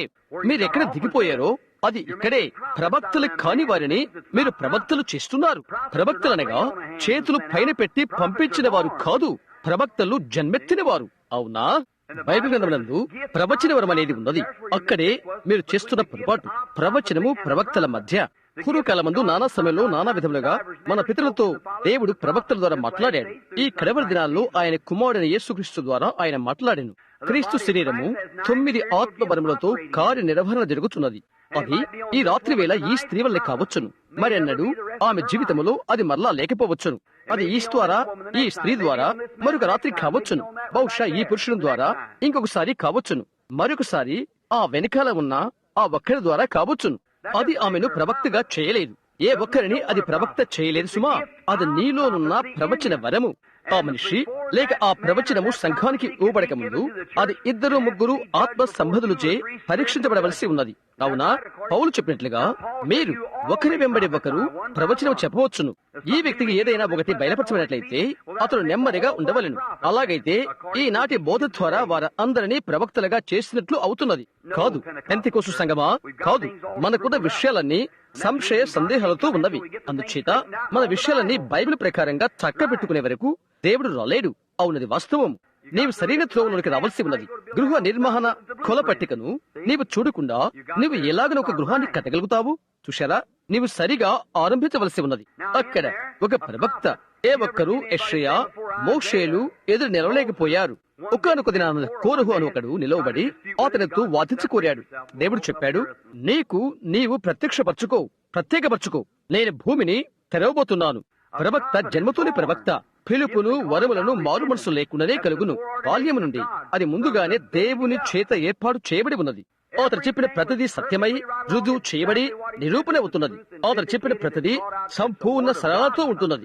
ప్రవక్త దగ్గరకు వచ్చినది దేవుని యొక్క వాక్యము. అయితే ప్రవచన వరము సంఘములో ఉంటున్నది. నీకిప్పుడు చెప్పవచ్చును, ప్రవక్తలు పాత నిబంధనలోని వారు అని. ఓ కాదు, క్రొత్త నిబంధనలు కూడా ప్రవక్తలు కలిగి ఉన్నారు. అగబు కొత్త నిబంధనలో ప్రవక్త. అక్కడ పడిన ప్రవచన ఆత్మను చూడు, పౌలుకు దాని గురించి చెప్పుట. తరువాత అగబు యెరూషలేము నుండి వచ్చి పౌలుడు కనుగొని తన నడికట్టు అతనికి చుట్టి తిరిగి ఈ విధంగా చెప్పాడు, యెహోవా ఇలాగ సెలవిస్తున్నాడు, ఇది చుట్టబడిన లేక ధరించిన మనుష్యుడు అతను యెరూషలేమునకు వెళ్ళినప్పుడు సంఖ్యల చేత బంధించబడును కూర్చి అతను చెప్పాడు. అక్కడ నిలబడి అహాబు జరగబోచున్న దాన్ని ముందుగా చెప్పాడు. అతడు ఒక ప్రవక్త, ప్రవచన వరమును కలిగిన ఒక మనుషుడు కాదు. నా పెంతెకోస్తు స్నేహితులారా, స్వస్థత వరము, ఆ మిగతా వరములను మీరు కలగూరు గంప చేస్తున్నారు. కృపావరములు సంఘములో ఉన్నవి. సంఘములో ఎవరికైనా వర్తిస్తవి. శరీరంలోకి బాప్తిసం పొందిన ఏ ఒక్కరికైనా ఒక్క ఆత్మ వలన మనమందరము బాప్తిసం పొందితిమి. మరియు బైబిల్ చెప్తుంది, సరే నేను స్వస్థత వరములు కలిగి ఉన్నాను. బైబిల్ చెప్తుంది, మీ పాపములు ఒకరితో ఒకరు ఒప్పుకొనుడి, మీరు ఒకరి కొరకు ఒకరు ప్రార్థన చేయుడి. ప్రతి ఒక్కరు మరి ఒకరి కొరకు ప్రార్థన చేయవలను. మనము విడిగా ఉన్న వర్గము కాదు. మనం ప్రోగు చేయబడిన చేరికుండా గుంపై ఉంటున్నాం. అవునా? సరే, ఇప్పుడు దయ్యములు కొన్నిసార్లు ఏ విధంగా పనిచేయనో చూద్దాం. పౌలు ఏమి చెప్పాడో గమనించండి. ఒకరు భాషతో మాట్లాడవాలని, మరొకరు అర్థము చెప్పవాలని అతను ఏమి చెప్పినది దాన్ని వినిన సంఘం ఎదుట దాన్ని విమర్శింపవలసి ఉన్నది. అది లేఖనాన్ని వల్లించుడి కాదు, లేక అలాంటిది మరొకటి కాదు. దేవుడు తిరిగి వల్లించబడాడు. అయితే అది సంఘానికి హెచ్చరిక అవుతున్నది. తర్వాత మంచి న్యాయాధిపతులు చెప్పినట్లయితే మనం అది స్వీకరిద్దాం. మనం అదంతా ప్రభువుకు సంబంధించినదే. రెండో వ్యక్తి చెప్తాడు, మనం అది స్వీకరిద్దాం. 2 లేక 3 నోటి సాక్ష్యం చేత ప్రతి ఒక్క మాట స్థిరపరచబడవలేను. ఆ తర్వాత సంఘం అది స్వీకరించి దాని కొరకై సంసిద్ధపడుతున్నది. చెప్పినదేదో అది జరగనట్లయితే అలాంటప్పుడు మీ మధ్య దయ్యపు ఆత్మ ఉన్నది. అవునది వాస్తవము. అది జరిగితే దేవునికి ధన్యవాదాలు. అలాంటప్పుడు దేవుని ఆత్మ మీ మధ్య ఉన్నది. అవునా? అక్కడ మీరు గమనించి జాగ్రత్త పడవలసి ఉన్నది. కనుక బలవంతము చేయటకు తొందరపడవద్దు. నాకు నీలి వర్ణపు కళ్ళు ఉన్నప్పుడు నేను గోధుమ వర్ణపు కళ్ళు తయారు చేసుకోలేను. గమనించారా? నీలి వర్ణపు కళ్ళతో నేను తృప్తి పొందవలసి ఉన్నది. అక్కడనే ఆత్మ సంబంధమైన ప్రజల రాజ్యం యొద్ద దయ్యాలు పనిచేస్తున్నవి. ఇప్పుడు మనం ఒక నిగూఢమైన దానిలోకి వెళుతున్నాము. అది అంత పెద్ద నిగూఢమైనది కాదని నేను అనుకుంటున్నాను. మొదటి సమయంలో 28 ఈ సమయంలో ఇక్కడ కొంత లేఖన భాగాన్ని చదవాలని ఆశపడుతున్నాను. మీరు జాగ్రత్తగా వినాలని కోరుతున్నాను. దయ్యాలు నేను మీ యొద్దకు తెచ్చి అవి ఏ విధంగా సంఘములోనే నేరుగా పనిచేస్తున్నవి, అక్కడ ఏ విధముగా సాతానుడు ప్రతి నిజమైన దాన్ని పొలియుంటున్నాడు అని నేను మీకు తెలపాలనుకుంటున్నాను. అది మీకు దయ్యాలు క్రైస్తవుల మధ్యకి వచ్చుట, వారు నకిలీలుగా ఉండుట, అది బైబిల్ ప్రకారంగా మీరు చూడగలరు. అనేక సార్లు ప్రజలు ఇలా చెప్తారు, నేను యేసుక్రీస్తు నమ్మియున్నాను అని చెప్పినప్పుడు వారు క్రైస్తవులు అని మనం నిర్ధారిస్తుంటాము. దయ్యములు అదే నమ్మి వణుకుతున్నవి. నీవు రక్షించబడి ఉన్నావనటకు అది గురుతు కాదు. రాబోతున్న ఈ ముందు రాత్రుల్లో ఒక రాత్రి నేను ఏర్పాటు గురించి తీసుకోవాలని అనుకుంటున్నాను. అప్పుడు మీరు రక్షణ అంటే ఏదో చూస్తారు. అవును, దాని గురించి నీవు చేయవలసింది ఏదీ లేదు. మొదటి స్థానమందు గాని ఆఖరి స్థానమందు కానీ దాని గురించి నీవు చేయనిది ఏదీ లేదు. దేవుడు ఒక మనిషిని ఉచితముగా రక్షించును. అబ్బాయ్, అదెంత లోతునకు కూర్చుకుడిపోయినది. అవును కదా? మనం ఇక్కడ ఉండగానే నీవు నీ పరిస్థితిని లేక నీ పద్ధతి నుండి బయటకు రావాల్సి ఉన్నది. అవును, సరే. మన యొక్క విశ్వాసానికి అబ్రహాము ప్రారంభము. అవునా? అబ్రహాము వాగ్దానాన్ని కలిగి ఉన్నాడు. అబ్రహాము గొప్ప వ్యక్తి కాబట్టి దేవుడు అతనిని పిలిచాడు అని నేను అనుకున్నా కాదండి. బాబేలు ప్రాంతమైన కల్దీల దేశంలో నుండి ఊర్ అను పట్టణం నుండి అతను బయటికి వచ్చాడు. దేవుడు అతనిని పిలిచి అతనితో నిబంధన చేశాడు. వడంబడిక లేకుండగానే, అబ్రహామా, నేను రక్షించబోతున్నాను, నిన్ను మాత్రమే కాదు నీ సంతానంలో కూడా. వడంబడిక లేకుండగానే దేవుడు నరుడితో నిబంధన చేశాడు. ప్రతిసారి కూడా నరుడు ఆ నిబంధన విడగొడుతున్నాడు. ఏ నాడు కూడా మానవుడు తన నిబంధనను దేవునితో కాపాడుకోలేదు. ధర్మశాస్త్రం ఇప్పుడు గైకొనబడలేదు. వారు ధర్మశాస్త్రం గైకొనలేకపోయారు. క్రీస్తు వచ్చి తానే ధర్మశాస్త్రాన్ని ఛేదించాడు. ఎందుకంటే కృప ఏనాడు రక్షకుని అనుగ్రహించున్నది. తప్పించుకుని ఒక మార్గాన్ని మోషే ఏర్పాటు చేశాడు. ఆ తర్వాత ప్రజలు వారు ఇంకా ఒకటి చేయగలిగారు. నరుడు ఎల్లప్పుడూ కూడా తన్ను రక్షించుకోవడం కొరకై ఏదో ఒకటి చేస్తూ ఉంటాడు. నీవు అది చేయలేకపోయినప్పటికీ కూడా అది అతని యొక్క స్వభావము. ఏదైనా తోటలో అతని దిగంబరి తను తాను తెలుసుకున్న వెంటనే అతడు అంజూరు పాకులతో కొన్ని వస్త్రాలు తయారు చేశాడు. అవును కదా? అయితే అవి పనిచేయవని అతను తెలుసుకున్నాడు. నరుడు, నీకు నీవు రక్షించుకున్నటకు మరి వేరే ఏదీ లేదు. యుగాలన్నింటిలో కూడా దేవుడు నిన్ను వడంబడిక లేకుండగానే నిన్ను రక్షించును. నీవెప్పుడు రక్షించబడ్డావో అప్పుడే రక్షించబడ్డావు. అబ్రహామును చూడు, అతను ఎక్కడికి వెళ్ళాడు. దేవుడు అతనికి పాలస్తీనా దేశాన్ని ఇచ్చాడు. అక్కడి నుండి వెళ్ళవద్దని అతనికి చెప్పాడు. పాలస్తీనాను విడిచిన యూదుడు వెనుకబడిన పోయినవాడు అవుతాడు. అక్కడే ఉన్నమని దేవుడు అతనితో చెప్పాడు. దేవుడు ఒకటి నీకు చెప్పినట్లయితే నీవు అది చేయకపోతే నీవు దారి తప్పిన వాడవవుతావు, వెనుకబడిన వాడవవుతావు. అవును, సరే, ఒక కరువు వచ్చినది. అబ్రహాం విశ్వాసం పరీక్షించడానికి కొరకై అబ్రహాము అక్కడ ఉండటానికి బదులుగా లేదు, అక్కడ ఉండలేకపోయాడు, పారిపోయాడు. తన భార్యని శారాను తీసుకుని 300 మైళ్ళ దిగువ వెనుక ఇంకొక దేశానికి వెళ్లిపోయాడు. దాని గురించి నేను కొంత సమయం తీసుకున్నా. అతను అక్కడ చేరుకున్న తర్వాత అక్కడ ఈ పెద్ద రాజైన అబీమెలెకు ఉన్నాడు. అతను ఒక యవనస్తుడు. ఒక ప్రియురాలి కొరకై అతను ఎదురు చూస్తూ ఉన్నాడు. అందుచేత అబ్రహాము భార్యపై ప్రేమలో పడిపోయాడు. అబ్రహాము చెప్పాడు, నీవు అతనితో నా చెల్లెలవని చెప్పు, నేను నీ అన్నను అని అన్నాడు. కాబట్టి అది అబీమెలెకు ఆనందాన్ని కలిగించినది. మంచిది, మేము ఆమెను రాజ సౌధనానికి తీసుకుని వెళ్తాం అని అతను చెప్పాడు. నేను అనుకుంటున్నాను ఆ స్త్రీని సిద్ధపరిచారు. మరుసటి దినాన ఆమెను అతని వివాహం చేసుకోబోతున్నాడు. అబీమెలెకు మంచి వ్యక్తి, ఒక నీతిమంతుడైన మనుష్యుడు. ఆ రాత్రి అతను నిద్రపోతున్నాడు. ప్రభువు అతనికి ప్రత్యక్షం ఎలాగూ చెప్పాడు, నీవు చచ్చిన వాడవై ఉన్నావు. ఆయన చెప్పాడు, పెళ్లి చేసుకుంటానికై నీవు అక్కడే ఉంచిన స్త్రీ ఆమె మరొక పురుషుని భార్య అని. గమనించండి, ఇప్పుడు మరొక పురుషుని భార్య. అతను అంటున్నాడు, ప్రభువా, నా హృదయం యొక్క యథార్థత నీకు తెలుసును, నా హృదయం యొక్క యథార్థత నీకు తెలుసు. ఆమె అతని చెల్లెలు అని ఆ మనుషుడు చెప్పాడు. ఆమె చెప్పలేదు. అతడు ఆమె అన్న అని చెప్పలేదు. ఒక నీతిమంతుడు, పరిశుద్ధుడైన మనుష్యుడు. దేవుడు చెప్పాడు, నీ హృదయం యొక్క యథార్థత నాకు తెలుసు, అందుచేతనే నాకు విరుద్ధముగా పాపము చేయకుండా నేను నిన్ను కాపాడి ఉన్నాను. అతడు నా యొక్క ప్రవక్త. హల్లెలూయా. అతడు ఎవరై ఉంటున్నాడు? ఒక వెనుకబడిన వాడై ఉంటున్నాడు. కొద్దిగా అబద్ధపడినవాడు. అవును కదా? ఓహో లేదు, కొద్దిగా తెల్ల అబద్ధాలు లేవు, లేక నల్ల అబద్ధాలు లేవు, లేదా అసలు అబద్ధాలే లేవు. అక్కడ ఒక మనిషి కూర్చొని సంపూర్తిగా అబద్ధం చెప్పి తన భార్యే ఆమె ఉన్నప్పుడు తన యొక్క సహోదరుని అతను చెప్పాడు.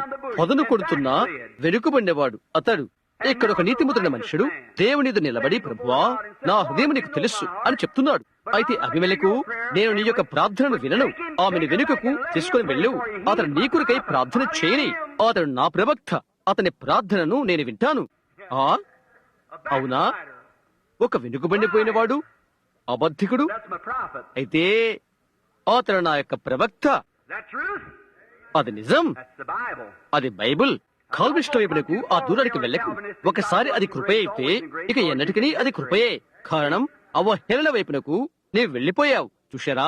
ఒక నిమిషం, అది తీసుకుని వచ్చి ఏ మెట్టులో ఉన్నది మీకు చూపించడానికి ఈ వారంలో సమయాన్ని తీసుకుందాం.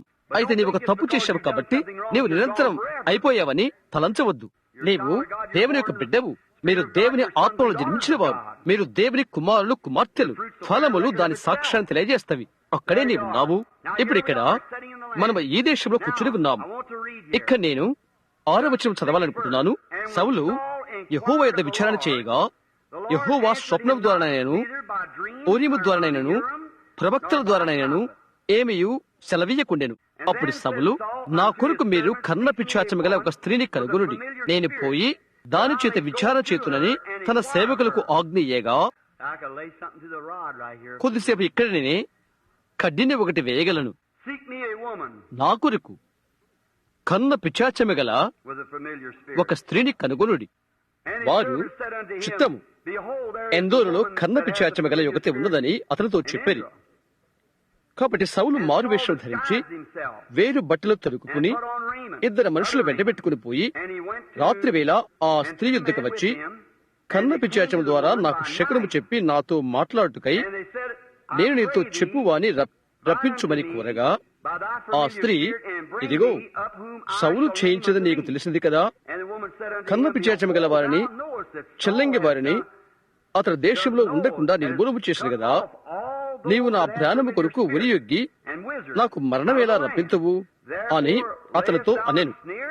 అందుకు సౌలు, యెహోవా జీవము తోడు, దీన్ని బట్టి నీకు శిక్ష ఎంత మాత్రమును రాదని యెహోవా నామమున ప్రమాణము చేయగా, ఆ స్త్రీ నీతో మాట్లాడటకై నేనెవరిని రప్పింపవలనని అడిగగా, అతడు సమూయేలును రప్పింపవలనను. ఆ స్త్రీ సమూయేలును చూచినప్పుడు దగ్గరగా కికవేసి, నీవు సౌలువే, నీవు నన్ను ఎందుకు మోసపుచ్చితివని సౌలుతో చెప్పగా, రాజు, నీవు భయపడవద్దు, నీకు ఏమీ కనబడినదని ఆమె అడుగగా, ఆమె, దేవదూతలలో ఒకడు భూమిలో నుండి పైకి వచ్చుట నేను చూచుచున్నానని. అందుకతడు ఏ రూపముగా ఉన్నాడని దాన్ని అడిగినందున అది, దుప్పుడు కప్పుకున్న ముసలివాడొకడు పైకి వచ్చుచున్నాడనగా, సౌలు అతడు సమూయేలు అని తెలుసుకుని సాగిలపడి నమస్కారం చేశాను. సమూయేలు, నన్ను పైకి రమ్మని నీవెందుకు తొందర పెట్టిదివని సౌలు అడగగా, సౌలు, నేను బహు శ్రమలో నున్నాను, ఫిలిష్తీయులు నా మీదకి యుద్ధమునకు రాగా దేవుడు నన్ను ఎడబాసి ప్రవక్తల ద్వారానైనను స్వప్నముల ద్వారానైనను నాకేమీ సెలవీయక ఉన్నాడు. కాబట్టి నేను చేయవలసిన దానిని నాతో తెలియచెప్పుటకై నిన్ను పిలిపించి అనెను. అందుకు సమూయేలు, యెహోవా నిన్ను ఎడబాసి నీకు పగవాడు కాగా నన్ను అడుగుట వలన ప్రయోజనమేమి? యెహోవా తన మాట తన పక్షముగానే నెరవేర్చుచున్నాడు. నా ద్వారా ఆయన సెలవిచ్చినట్టు నీ చేతి నుండి రాజ్యమును తీసివేసి నీ పొరుగువాడైన దావీదునకు దానినిచ్చి ఉన్నాడు. మీలో అనేకులు దీని గురించి పరిచయం కలిగి ఉంటారు. కొన్ని నిమిషాలలో మనం ఇందులోకి వెళ్దాం. అందులోకి వెళ్ళటకు దేవుడు మనకిప్పుడు సహాయం చేస్తాడు. ఇప్పుడు గమనించండి, సౌలు అన్న ఒక మనుషుడు ఉన్నాడు. ఒకప్పుడు అతడు ప్రవక్తగా పరిగణింపబడ్డాడు. ఎందుకనగా ప్రవక్తలతో కలిసి అతడు ప్రవచించాడు. ఉపదేశకులారా, అది వాస్తవమేనా? ఇక్కడైతే అతడు వెనుకబడిన వాడై ఉంటున్నాడు. అవునది నిజమేనా? అయితే జ్ఞాపకముచ్చుకోనండి, తరువాత రోజు అతనితో కలిసి అతడు ఉంటాడు. అవునది దినములు సంపూర్తి కాకముందే అతడు వెళ్లిపోయాడు. చూశారా? నీవు దేవుని లెక్క చేయకపోయినట్లయితే దేవుడు నిన్ను భూమి మీద నుండి తీసివేస్తాడు. అక్కడ కొరింథీయులకు రాసిన పత్రిక చూడు, పౌలు ఏ విధముగా వారిని క్రమములో ఉంచుతున్నాడో అతడు చెప్తున్నాడు. ఆత్మ సంబంధమైన ఏ కృపావరములోనూ మీరు లోటు లేని వారై ఉండట చూచి మీ నిమిత్తమై దేవునికి నేను కృతజ్ఞతలు చెల్లించుచున్నాను. క్రీస్తులో వారు నిలకడ స్థానంలో ఉన్నారని చెప్తున్నాడు. ఆ తర్వాత అతడు సమ్మెట వేస్తున్నాడు. స్త్రీ బోధకుల గురించి వారేమి చేస్తున్నది, ఏ విధంగా వారు ప్రభు బలను భుజిస్తున్నది వారికి చెప్తున్నాడు.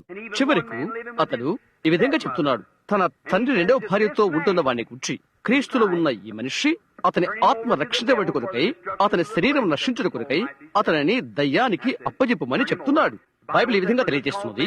కాబట్టి ఈ కారణం చేత మీలో అనేకుల రోగులను బలహీనులు అవుతున్నారు, అనేకులు నిద్రిస్తున్నారు, పాపం వలన దినములు నిండక ముందే చనిపోతున్నారు. దేవుడు నిన్ను దారిలో నుండి తీసివేస్తున్నాడు.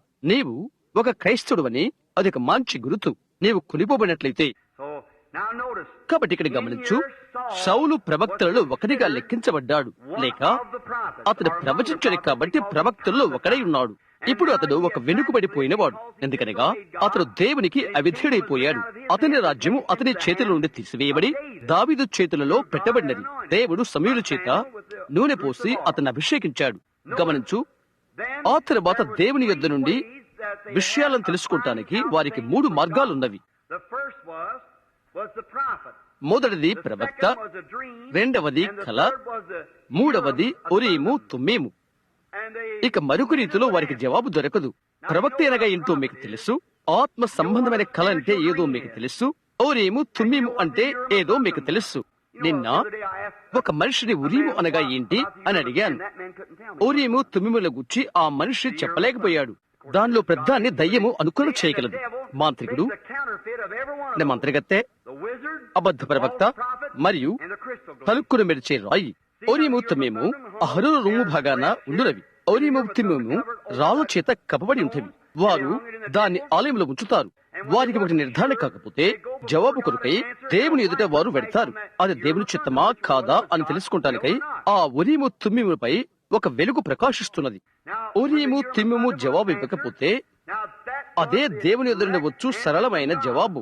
ఈ రోజు ఉరీము తుమ్మీము సోది చెప్పువాడు దాని పోలిక కొరకై మెరిసే గాజు బందిని తీసుకుంటాడు సోదిగాడు. ఒక అద్భుతమైన విషయం అది. దేవుడు ఒక త్రిత్వంలో ఉన్నాడు. దేవుని యొక్క శక్తి త్రిత్వంలో ఉన్నది. దయ్యం ఒక త్రిత్వంలో ఉన్నది. అతని శక్తి త్రిత్వంలో ఉన్నది. బైబిల్ ద్వారా నేను దాన్ని రుజువు చేయగలను. ఆ ఉరీము తుమ్మీము ఈ రోజు దయ్యం వాడుతున్న గాజు బంతి. తిరిగి అబద్ధ ప్రవక్త ఇక్కడ ఉన్నాడు. మనము కలిగి ఉంటున్న ఒకడు లేక మంత్రిగాడు లేక సోదిగాడు దయ్యం పక్షంగా ప్రవక్త స్థానాన్ని తీసుకున్నాడు. నా భావం ఏదో అర్థమైందా? తర్వాత ఈ రోజు ఉరీము తుమ్మీము ఈ యొక్క బైబిల్ గ్రంథమే. ఒకరికి ప్రవచనం పలికినా లేక ఒక కల కనినా అది దేవుని బైబిల్ గ్రంథానికి సరిపడినట్లయితే లేక ప్రతిధ్వనించకపోతే అది అబద్ధం. దానిని నమ్మవద్దు. నేను ఎక్కడికి వెళ్ళవలనని తెచ్చించుకున్నాను అనగా ఇండియా నుండి ఒక చిన్న బౌద్ధకుడు కొద్ది కాలం క్రితం నా ఎదుకు వచ్చాడు. అతడు అన్నాడు, సహోదర అబ్రహాం, నేను ఇక్కడికే వచ్చాను. ఇంకా ఎలాగ చెప్పాడు, ఒక స్త్రీ పరిశుద్ధాత్మని కలిగి ఉన్నది అంటున్నాడు. ఆమె ఎంతో మంచిది, ఎంతో మధురమైనది. అతను చెప్పాడు, ఆమె 4 సార్లు పెళ్లి చేసుకున్నది. ఇప్పుడు తను 4వ భర్తతో కాపురము చేస్తున్నది. నేను అనుకున్నాను, ప్రభువా, అది ఎలాగ సాధ్యం? చెప్తున్నాడు. నేను ఆయన వద్దకు వెళ్లి చెప్పాను, ఓ దేవునికి మహిమ కలుగును గాక, హల్లెలూయా, ప్రభుకు స్తోత్రం. ఆ విధంగా చెప్పేవారి వలె చెప్పాడు. చూశారా, హల్లెలూయా, ప్రభుకు స్తోత్రం అని ఇంకా చెప్పాడు. ప్రభు నాకు చెప్పాడు, ఇదిగో ఆ కళ నేను నీతో చెప్పబోతున్నాను. ఇంకా చెప్పాడు, నా భార్య వ్యభిచార జీవితంలో జీవిస్తున్నట్లు నేను కలలో చూశాను. ఆమె నా ఎద్దుకు వచ్చి, విక్టర్, నన్ను క్షమించవా, నన్ను క్షమించవా అని అడిగినది. ఎందుకు క్షమించను? నిన్ను క్షమించి తిరిగి చేర్చుకుంటాను అని నేను చెప్పాను. అతను చెప్పాడు, అది నేను చేసినది. చూశారా, నేను క్షమించాను అన్నాడు. నేను చెప్పాను, విక్టర్, నీ కళ చాలా సౌమ్యంగా ఉందే, అయితే దయ్యం అది నీకు ఇచ్చినది ఏంటి అని అడిగాడు. నేను చెప్పాను, దేవుని వాక్యంతో దాన్ని పోల్చవద్దు. ఆమె వ్యభిచారంలో జీవిస్తున్నది నిజం. 4గురితో ఆమె కాపురము చేయలేదు. అవును, దాన్ని వదిలిపెట్టి మరలా మొదటి దాని యొద్దకు వెళ్ళును. ప్రారంభము కంటే అది బహు ఘోరంగా ఉండును. ఆమె ఇక తన బ్రతుకు కాలమంతా ఒంటరిగానే జీవించవలసి ఉన్నది. నే అన్నాను, దాన్ని దేవుని వాక్యంతో పోల్చవద్దు. నీ కల అబద్ధం. నేను చెప్పాను, అది దీనితో పోల్చకూడదు. ఒక ప్రవక్త ప్రవచనం చెప్పినప్పుడు మరియు వారు మాట్లాడినప్పుడు ఆ ప్రవచనం సత్యమైనదా అని తెలుసుకోవాలంటే వారు దాన్ని ఉరీము తుమ్మీము ఎదుట ఉంచెదరు. ఇంకా దేవుని స్వరం యొక్క వెలుగు ఉరీము తుమ్మీము మీద పడినట్లయితే అలాంటప్పుడు సంపూర్ణ నిశ్చయమైనది, అది సత్యమైనది అవుతుంది. అది ఒక్క మనిషి ఒక అర్థాన్ని ఇచ్చినట్లయితే కలకు గాని బైబిల్ గ్రంథంలోని ఒక దానికి ఒక అర్థం చెప్పినట్లయితే అది దేవుని యొక్క బైబిల్ గ్రంథంకు సరిపోకపోతే అది అబద్ధమవుతున్నది. ఈనాడు ఒక ఉరీము తుమ్మీము ఉన్నది.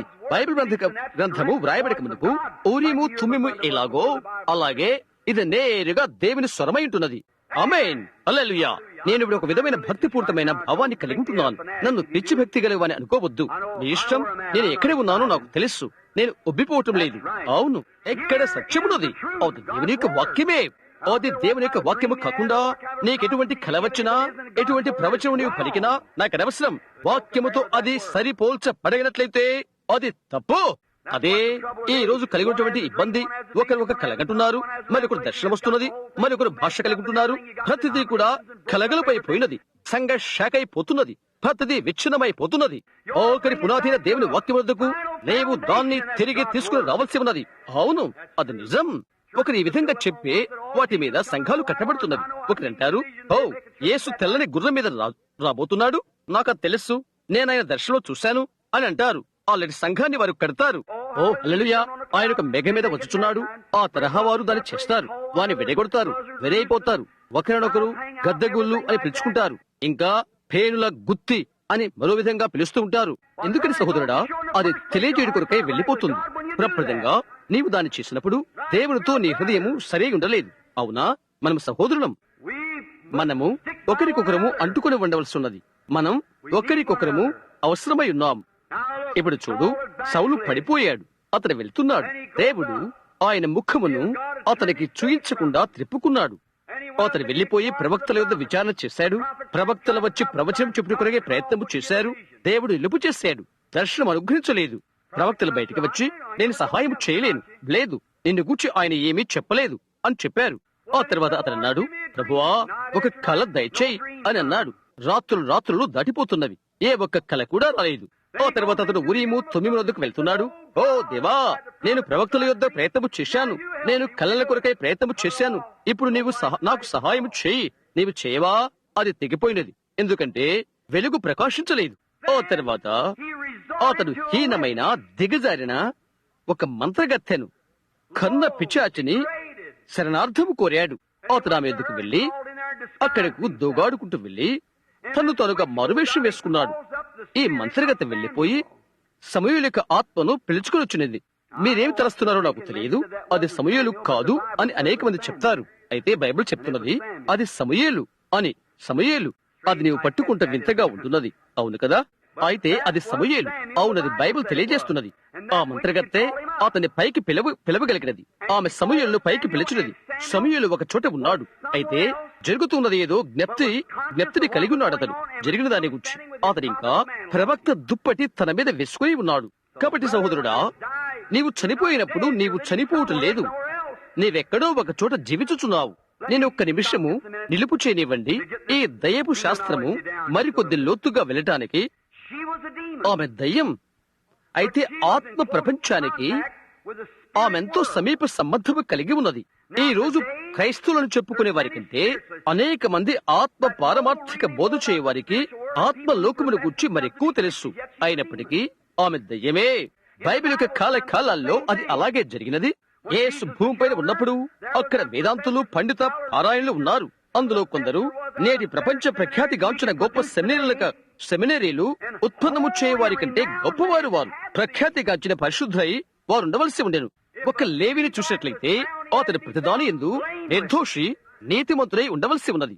అయినప్పటికీ కూడా ఆ మనుషునికి కుందేళ్లు మంచులో తన కాళ్ళు అడుగులు ఎలాగా కనబడకుండా ఉంటావో, ఎలాగ తెలియకుండా ఉంటావో, అంతకంటే ఎక్కువగా అతనికి ఏమీ తెలియదు. యేసు వచ్చినప్పుడు ఆయన గుర్తించలేకపోయారు. వారు యేసును దయ్యమని పిలిచారు. ఆయన బెల్జెబూబు, దయ్యము ఒక అధిపతి అని అతడు అన్నాడు. అవునది వాస్తవమేనా? అయితే ఇక్కడ ఒక హీన తరహా దయ్యం ఒకటి వచ్చినది. అతడు దూరాన సమాధుల్లో నివాసం ఉండేవాడు, ఏదో చేసేవాడు. ఆ దయ్యమే తనకు తానుగా చెప్పినది, నీవెవరో మాకు తెలుసు, నీవు దేవుని కుమారుడువు, దేవుని పరిశుద్ధుడు అని చెప్పినది. అవునది వాస్తవమేనా?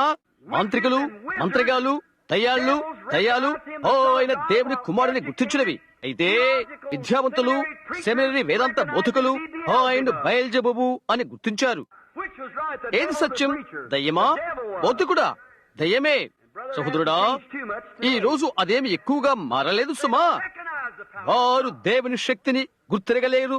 నీవెంతటి బోధన నీవు కలిగి ఉన్నప్పటికీ అదే నీ లోపల మధ్యలో మ్రోగించగలదు.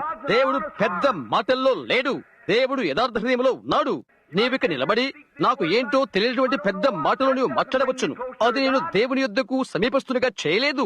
నీవు ఇక్కడ నిలబడి నీ ప్రసంగాన్ని మరలా ఉచ్చరించు అనుకరణ చేయగలవు, అది నిన్ను దేవుని యొద్దకు సమీపస్తునిగా చేయలేదు. నీవొక క్షణమైనా నిద్రించకుండా నిఘంటువును నీవు నేర్చుకునగలవు, అయినను అది నిన్ను దేవునికి సమీపస్తునిగా చేయలేదు. సాధుత్వము గల, సమర్పణ గల దీన హృదయమే నిన్ను దేవుని యొద్దకు తీసుకుని వస్తుంది. అది నిజం. ఆమేన్. ఒక దీన హృదయము దేవుడు ప్రేమిస్తాడు. నీ యొక్క నీకు తెలియనవసరం లేదు, అది ఎలాంటి వ్యత్యాసము చేయదు. కేవలం ఒక దీన హృదయము. దేవుడు ఒక దీన హృదయంలో నివాసము చేస్తాడు. విద్యలో కాదు, పాఠశాలలో కాదు, వేదాంత విద్యలో కాదు, సెమినరీలో కాదు, మిగతా ఇతరత్ర స్థలాల్లో కాదు, పెద్ద పెద్ద మాటల్లో కాదు, ఘన గంభీర స్థలాల్లో కాదు. దేవుడు నరు హృదయంలో నివాసముంటాడు. నీకు నీవుగా ఎంతగా తగ్గించుకుంటావో, ఎంత దృఢమైంటావో, దేవుని దృష్టిలో నీవంతగా గొప్పవాడవుతావు. నేను ఒకటి మీకు ఇవ్వనివ్వండి. ఇక్కడ మీ పొలములో గోధుమతో నిండి ఉన్నవి. గోధుమ కంకి బాగా పండినప్పుడు అది ఎప్పుడూ తగ్గించుకుంటున్నది. ఒక చిన్న పాతదైన పొలల చెట్టు చుట్టూ విరజంపుకుంటున్నది. దానికంతా తెలుసును అని అన్నట్లు అది దాని గింజ స్థానానికే రాలేదు కూడా. అలాగుంటున్నది ఇక్కడున్న కుర్ర వాళ్ళ సంగతి. వారికి అంతా తెలిసినట్లుగా వారి హృదయంలో ఏమీ ఉండదు, లేక పరిశుద్ధ శిరస్సు అధికారంలోకి తలెగ్గుతున్నది.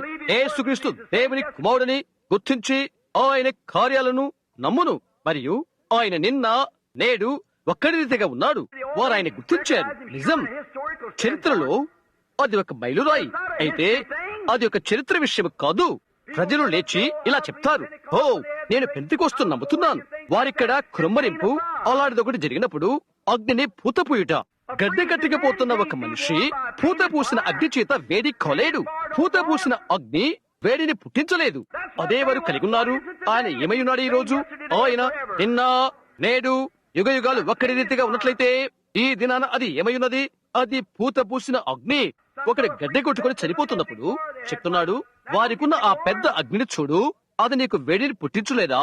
పెంతెకోస్తు దినాన వారు ఏమి చేశారు? కొత్త నిబంధన ఆరంభ దినాలలో వారు ఏమి కలిగి ఉన్నారు? ఈ రోజు మనం ఏమి కలిగి ఉన్నాము? దేవుడు వస్తువులు తీసుకుని ఇస్త్రీ చేసిన వెంటనే సంఘము ఏకమైపోతున్నది, రాకడ వస్తుంది. అయితే దైవిక స్వస్థతకు సహా మన విశ్వాసాన్ని పొందలేము. రాకడ మాత్రమే అవుతున్నది. ఎందుకంటే మనమంతా తలకిందులైపోయాము. ఒకరు ఈ వైపునకు, మరొకరు మరోవైపునకు. ఫలాని డాక్టర్ ఏది అది అని చెప్పాడు, నా బోధకుడు చెప్పాడు ఇది, ఆయన ఇది అని కొద్దిసేపటి క్రితము ఒక స్త్రీ అన్నది అతడి కేవలం నకిలీవాడు అని. ఇంకా అన్నది మా పూజారి అది చెప్పాడు అని చెప్పినది. ఆమె యొక్క పూజారి ఒక్కసారి ఇక్కడికి రమ్మని ఆమెను కోరుతున్నాను. ఎవరు నకిలీవాడో చూచుకుంటూ కొరకై. అవునా, ఎవరు నకిలీవాడో మనం చూద్దాం, వచ్చి ప్రయత్నించవచ్చును. ఇక్కడే కొంచెం కాలం క్రితము టెక్సాస్ లోని హాలింగన్ లో అక్కడ మాకు ఒక కూడిక ఉన్నది. నేను ఇక్కడికి వెళ్ళిన ఆ రాత్రి వారి కారుల మీద వారికి పెద్ద గుర్తులున్నవి. FBI నన్ను ఒక ఫకీరుగా, ఒక నకిలీవాణిగా అక్కడ నిరూపణ చేయనయున్నది అని. కనుక ఒక చోట అక్కడ టెక్సాస్ లో ఒక చిన్న అమ్మాయి స్వస్థత పొందుకుని ఉన్నది. ఆ పాన్ హ్యాండిల్ నుండి 1000 మైళ్ళ దూరం నుండి ఆమె వచ్చిందనుకుంటాను. ఇదైతే హోలింగన్ లో సరిహద్దు ప్రాంతంలో ఉన్నది. సోదరు బాక్సర్ వచ్చి అన్నాడు, సోదరు బ్రహ్యాం, ఆ గుంపుని వెన్నడూ చూడలేదు. సుమారు 4-5 వేల మంది ప్రజలు. ఇంకా చెప్పాడు, అంతమందిలో ఈ రాత్రి వేళ వేదిక పైన FBI నిన్ను పట్టుకోవడానికై బట్టబయలు చేయలే ఉన్నది అని అన్నాడు. మంచిది, నేను దాని సంతోషంతో ఎదుర్కొనబోతున్నాను అని అన్నాను. అడిగడతడు, గత రాత్రి స్వస్థత పొందిన ఆ చిన్న బాలిక నీకు తెలుసా? నేను నా గదిలోకి వెళ్లిపోతున్నాను. ఒకటి అరవడం లేక ఏడవటం నేను విన్నాను. వెనుదిరిగి చూశాను, ఎవరో ఒకరు ఎదుర్కొన్నారని అనుకున్నాను. అదొక ఆడపిల్ల. నేను వెనుదిరిగి చూశాను, నేను వెనుకకు వెళ్లిపోయాను. అమ్మగారు, ఏంటి సంగతి అని అడిగాను. 17-18 సంవత్సరాల వయసు గల ఆ 2 ఆడపిల్లలు అక్కడ నిలబడి ఉన్నారు. ఒకరినొకరు పట్టుకుని ఏడుస్తున్నారు. సోదరు బ్రహ్యాం అని అన్నారు. నేనంటే వారికి తెలుసని అప్పుడు నేను అనుకున్నాను. అడిగారు వారు, అక్కడి నుండి ఇక్కడకు ఆమె నేను తీసుకుని వచ్చాను అన్నారు. పిచ్చాసుపత్రికి ఆమె వెళ్లవలసి ఉన్నది. టెక్సాస్ లోని లొబాక్ లోని ఆ చిన్నమ్మాయి నా కూటమికి వచ్చినది. ఈమెను నేను ఇక్కడికి తీసుకుని వస్తే నీవు ఆమెకు ప్రార్థన చేస్తావని నాకు తెలుసు. దేవుడు ఆమెను స్వస్థత చేస్తాడని నాకు తెలుసును అని చెప్పారు. ఓహో, ఎంతటి విశ్వాసం అని నేను అనుకున్నాను. నీవు ఆమె తీసుకుని రాగలవా అని అడిగాను. వెంటనే అన్నాను, సహోదరి, నీవు ఇక్కడికి ఎల్లో రోస్టర్ కారులో వచ్చావు కదా? అవును అని అన్నదామె. అవును అని అన్నదామె. నేను అడిగాను, మీ అమ్మ చచ్చుబడిపోయింది కదా? ఆమె అన్నది, అవునది వాస్తవం. నీవు మెథడిస్ట్ సంఘానికి సంబంధించిన దానవు అని అడిగాను. అది నిజంగా సత్యమే అని ఆమె చెప్పినది. రోడ్డు మీద మీరు తిరగబడిపోయారు. మీరు వస్తూ సగం కాంక్రీటు సగం మామూలుగా ఉన్న రహదారి యొద్దకు వచ్చినప్పటికీ నీవు ఆ అమ్మాయి నవ్వుకుంటున్నారు. మీరు ఒకరు తిరిగారు. సోదరు బ్రహ్యాం, అది నిజం అని ఆమె చెప్పినది. ఈ అమ్మాయి స్వస్థత పొందుకుంటున్నది అని యెహోవా ఇలాగ సెలవిస్తున్నాడు అని నేను చెప్పాను. ఆ తర్వాత రోజు ఆమె పట్టణానికి నిప్పు అంటించినట్లుగా చేసినది. ప్రతి చోటుకు వెళ్లి ప్రతి ఒక్కరికి చెప్పినది. ఆమె అక్కడ ఎవరో వారికి తెలియదు. ఆమె ఆ పరిస్థితిలో ఉన్నది లేనిదో వారికి తెలియదు. ఆ తర్వాత ఆ రోజున సహోదరు బాక్సర్ వచ్చి అన్నాడు, సహోదరు బ్రహ్యాం, ఆ అమ్మాయిలు అక్కడున్న ఆ అమ్మాయిలు వారి సరంజామా మూట అంతా కట్టుకుంటున్నారు. అయితే నేనెరిగిన ఈ ఒక్క విషయం అతనికి తెలియదు. మా డబ్బు అయిపోబోతుంది. దాని గురించి అతనితో మాట్లాడలేదు. అయితే ఆ అమ్మాయిల్లో ఒకరు ముందు జరిగిన రాత్రిలో $900 చందా వేసినది. ఆ ధనం పైన వేసినది. ఈ రోజు వరకు అది అతనికి తెలియదు. నాకైతే అది తెలుసు. చూశారా, అది సరిపోతుందని దేవుడు చెప్పిన దానికి అది సరిగా ఉండును. దేవుడు చెప్పాడు అది. సోదరు బాక్సర్ చెప్పారు, సోదరు బ్రహ్యాం, నీవు నన్ను కొద్దిగా లాగినడం మంచిది. ఇంకా అన్నాడు, ఇక్కడ ఈ ప్రజలను లాగినటువంటి కొందరు దైవిక స్వస్థత జరిగించువారు వారికి కొందరు ఇక్కడ ఉన్నారు. నేను అన్నాను, లేదండి, నీవు చేయకూడదు. సోదరు బాక్సర్, ఆ విధంగా డబ్బు కొరకై నీవు ప్రజలను లాగినట్లయితే సహోదరులుగా నీవు నేను ఒకరి చేయి ఒకరు కలిపితే సమయం అదే అవుతున్నది. నేను ఒంటరిగా వెళ్తాను. గమనించారా? నేను చెప్పాను, నీవది చేయకూడదు. నేను అన్నాను, 1000 కొండల మీద పశువులన్నీ దేవునివి, మిగతావన్నీ ఆయనకి సంబంధించినవే. నేను ఆయనకి సంబంధించిన వాడను. నన్ను గురించి ఆయన జాగ్రత్త తీసుకుంటాడు. సరే, మంచిది అని అన్నాడు అతడు. అదే రాత్రి అతను చెప్పాడు, సోదరు బ్రహ్యాం, ఇలా చూడు, ఇటు చూడు, ఇక్కడ ఒక లిఫాఫా కప్పిన కాగితం ఉన్నది. దాని మీద పేరు లేదు. అందులో $900 బిల్లులు అందులో ఉన్నవి. మేం పట్టుకోవటానికి ఎంత అవసరమో మనకెంత అవసరమో అంత ఖచ్చితంగా అందే. సహోదర బాక్సర్, నన్ను క్షమించు అని అన్నాడు అతడు. కనుక అది ఆ అమ్మాయి అని నాకు తెలుసు. కాబట్టి ఆ మరుసటి రోజు సహోదర బాక్సర్ చెప్పారు, సహోదర అబ్రహాం అక్కడ వారి బట్టలు వారు మూట కట్టుకుంటూ ఏడుస్తూ ఉన్నారు. ఏం జరిగింది అని అడిగాను. నీవే అక్కడికి వెళ్లిపోయి వారిని చూడటం మంచిది. వారున్న గది ఎదుగు నేను వెళ్ళాను. ఎలాంటి గదిలో వారు ఉన్నారా అని అడిగాను. నేను వెళ్లిపోయి తలుపు తట్టాను. వారు ఏడవటము నేను విన్నాను. నేను తలుపు తట్టాను. అమ్మాయి తలుపు ఎద్దుకు వచ్చి ఆమె ఇలా అడిగినది, ఓ సహోదర అబ్రహాం, నన్ను ఎంతగానో క్షమించు, ఈ ఇబ్బంది అంతా నీకు కలుగు చేశాను అని అన్నదామె. నేను అడిగాను, ఇబ్బందా సహోదరి, ఏంటి విషయం? నా వలన FBI వారు నిన్ను వెంటాడుతున్నారు. ఓ నిజమా? సరే అని అడిగాను. అవును అని ఆమె చెప్పినది. ఇంకా అన్నదామే, నేను ఎక్కువగా పట్నమంతా సాక్ష్యమిచ్చాను అని నేను ఇస్తున్నాను, ప్రతిదీ కూడా చెప్పాను. లేదు అని అన్నాను. ఆమెన్నది, FBI అక్కడే ఉన్నారు. నేను ఈ రాత్రి బట్టబయలు చేయబోతున్నారు. సరే మంచిది. నేను ఏదైనా పొరపాటు చేసినట్లయితే నేను బట్టబయలు చేయబడవలసి ఉంటున్నది. అవును నేను చెప్పాను, తప్పక సువార్త ప్రకటించడం బట్టబయలు కావలసినట్లయితే మంచిదే, మనం అది చేద్దాం. అవునా నేను చెప్పాను, నేను ఈ బైబిల్ ద్వారా బ్రతుకుతున్నాను. ఈ బైబిల్ ఏమి చెప్పినదో ఇది నా పరిరక్షణ ఇక్కడే. అవును అవును ఆమె చెప్పినది. సరే నేనేం చేసిన దాని కొరకే క్షమాపణ కోరుతున్నాను. సహోదరి, నీవేమి చేయలేదు అని అన్నాను. నీవెక్కడకు వెళ్ళటకు భయపడలేదా అని ఆమె అడిగినది. లేదు అని అన్నాను. ఆమె చెప్పినది, FBI అక్కడ ఉన్నారు. నేను అన్నాను, మంచిదే, వారు రక్షించబట్టక మునుపు నా కూటానికి రావడం మంచిదే. మిస్టర్ ఆల్ ఫెరర్ అని నేను చెప్తున్నాను. నేను చెప్పాను, కెప్టెన్ ఆల్ ఫెరర్ ఆ షూటింగ్ గ్యాలరీలోనే అక్కడనే రక్షించబడ్డాడు. వాషింగ్టన్ లోని టకామా అతని యొక్క మార్పును గుర్చి మీలో అనేక మంది మీకు తెలుసును. అతని కూటానికి వచ్చాడు. ఈ విధంగా అతను చెప్పాడు, 2 సంవత్సరాల నుంచి నేను ఈ మనిషిని వెంటాడుతున్నాను. డబ్బును గురించి నేను విన్నాను. నేను అది కనిపెట్టాను. ప్రతి చోటుకు వెళ్ళాను. అతను ఇంకా చెప్తున్నాడు, ఇది సత్యం. ఈ రాత్రి ఒక మూఢభక్తిని వినడం లేదు, ఒక సత్యాన్ని మీరు వింటున్నారు. ఇలాగ చెప్పాడు అతడు. నేను ఎరిగిన అందులో ఒకరు పోలీస్ ఫోర్స్ లో ఉన్నారు. అతని బిడ్డను ఒక వైద్యుడు చూచి ప్రార్థన వరుసలేకి అతన్ని పంపాడు. ఇంకా చెప్తున్నాడు, బిడ్డకు ఏ బలహీనతో ఏమి జరిగినదో ఖచ్చితంగా చెప్పబడినది అని చెప్పాడు. ఇంకా అన్నాడు, 8వ రోజు ఆ బిడ్డ బడిలో ఉంటాడు. అది ఒక పోలియో కేస్. ఇంకా చెప్పాడు, 8వ రోజు బిడ్డ తిరిగి బడికి వెళ్ళాడు. అతను చెప్పాడు, 10,000 మంది ప్రజల ముందర చెప్పాడు, 2 సంవత్సరములు నేను అతన్ని వెంటాడాను. దాని పటం అక్కడ ఉన్నది. సీటెల్ కూటము మీ పుస్తకంలో ఉన్నది. అతను చెప్పాడు, మీరందరూ తెలుసుకోవాలని కోరుతున్నాను. మీరేదో ఒక మత సంబంధమైన కంపనము వినట్లేదు, మీరు సత్యాన్ని వింటున్నారు. కెప్టెన్ ఆల్ ఫెరెల్ అతడు. తరువాత రోజు దేవుని యొద్దకు నేను అతన్ని నడిపించాను. అతనున్న పెద్ద స్థలంలో షూటింగ్ గ్యాలరీలో అతను పరిశుద్ధాత్మ బాప్తిసం పొందుకున్నాడు. నేను చెప్పాను, బహుశా ఇతడు కూడా అదే చేయవచ్చునేమో. నీవక్కడ వెళ్ళటానికి భయపడలేదా అని ఆమె అడిగినది. భయమా? ఎందుకు? నిజంగా భయపడలేదు. అది చేయడానికి దేవుడే నన్ను పంపినప్పుడు నేను ఎందుకు భయపడాలి? యుద్ధంలో పోరాడువాడు ఆయనే, నేను కాదు సుమా. కనుక నేను చెప్పాను, ఇప్పుడు మీరందరూ దూరంగా ఉండాలని నేను కోరుకుంటున్నాను. ఆ రాత్రి కూటానికి మేము వెళ్ళాము. స్థలాలని నిండిపోయినవి. అక్కడున్న కాపలాదారుడు వచ్చి, రెవరెండ్ బ్రహ్యాం, నేను 10 మంది మెక్సికో పిల్లలను అద్దెకు తెచ్చాను. ఇలా చూడు రెవరెండ్ బ్రహ్యాం, ఈ రాత్రి FBI ద్వారా ఒక మూఢభక్తి మతపిచ్చివానిగా బట్టబయలు కాబోతున్నాడు. లేదు, అలాంటి వాని వలే అని అన్నాడు. అటువంటిదంతా వారి కార్లపై ఉన్నది. అతడు అన్నాడు, నేను 10 మంది చిన్న మెక్సికో పిల్లలను అద్దెకు తెచ్చాను. వారందరినీ ఇక్కడ పెట్టబోతున్నాను అన్నాడు. ఓ, అతన్ని పట్టుకోవాలని నేను భావిస్తున్నాను. నేను అన్నాను, భయపడిన అవసరం లేదండి, దేవుడు అతన్ని పట్టుకుంటాడు. అవునా? అతను ఎలా ఉండనివ్వము. కాబట్టి అతను ఇక్కడికి వచ్చాడు. మేము లోపలికి వచ్చిన ఆ రాత్రి నేనెన్నడూ మర్చిపోను. గదిలోకి వెళ్లిపోయాను. సోదరు బాక్స్టర్ ఓన్లీ బిలీవ్ పాట పాడాడు. అతను ఇలాగ చెప్పాడు, సోదరు బ్రహ్యాం, ఈ రాత్రి మనలను భవనం విడిచి వెళ్ళయున్నామని చెప్తున్నాడు. నేను వెనుకకు వెళ్లిపోయి వెనకాల కూర్చోబోతున్నాను అని అన్నాడు అతడు. వారు అతన్ని ఈ రాత్రి వేదిక యొద్ద బట్టబయలు చేయబోతున్నారు అని అతడు చెప్పాడు. అనేకమైన కఠిన పోరాటాల్లో దేవుడు అతని పక్షముగా ఉంటూ నేను చూశాను. నేను వెనుకకు వెళ్లి కూర్చోబోతున్నానని అతడు చెప్పాడు. నేను ఎక్కి వెళ్ళాను.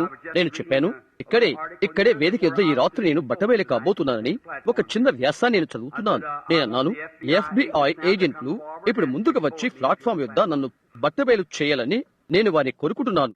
నేను చెప్పాను, సువార్త పరిరక్షణ నిమిత్తమై నేను ఇక్కడ నిలబడి ఉన్నాను. మీరు వచ్చి నన్ను బట్టబయలు చేయవచ్చు. నేను ఎదురు చూశాను. బహుశా వారెక్కడ లేరేమో అని అన్నాను. నేను ఎక్కడ ఉన్నానో అది నాకు తెలుసు.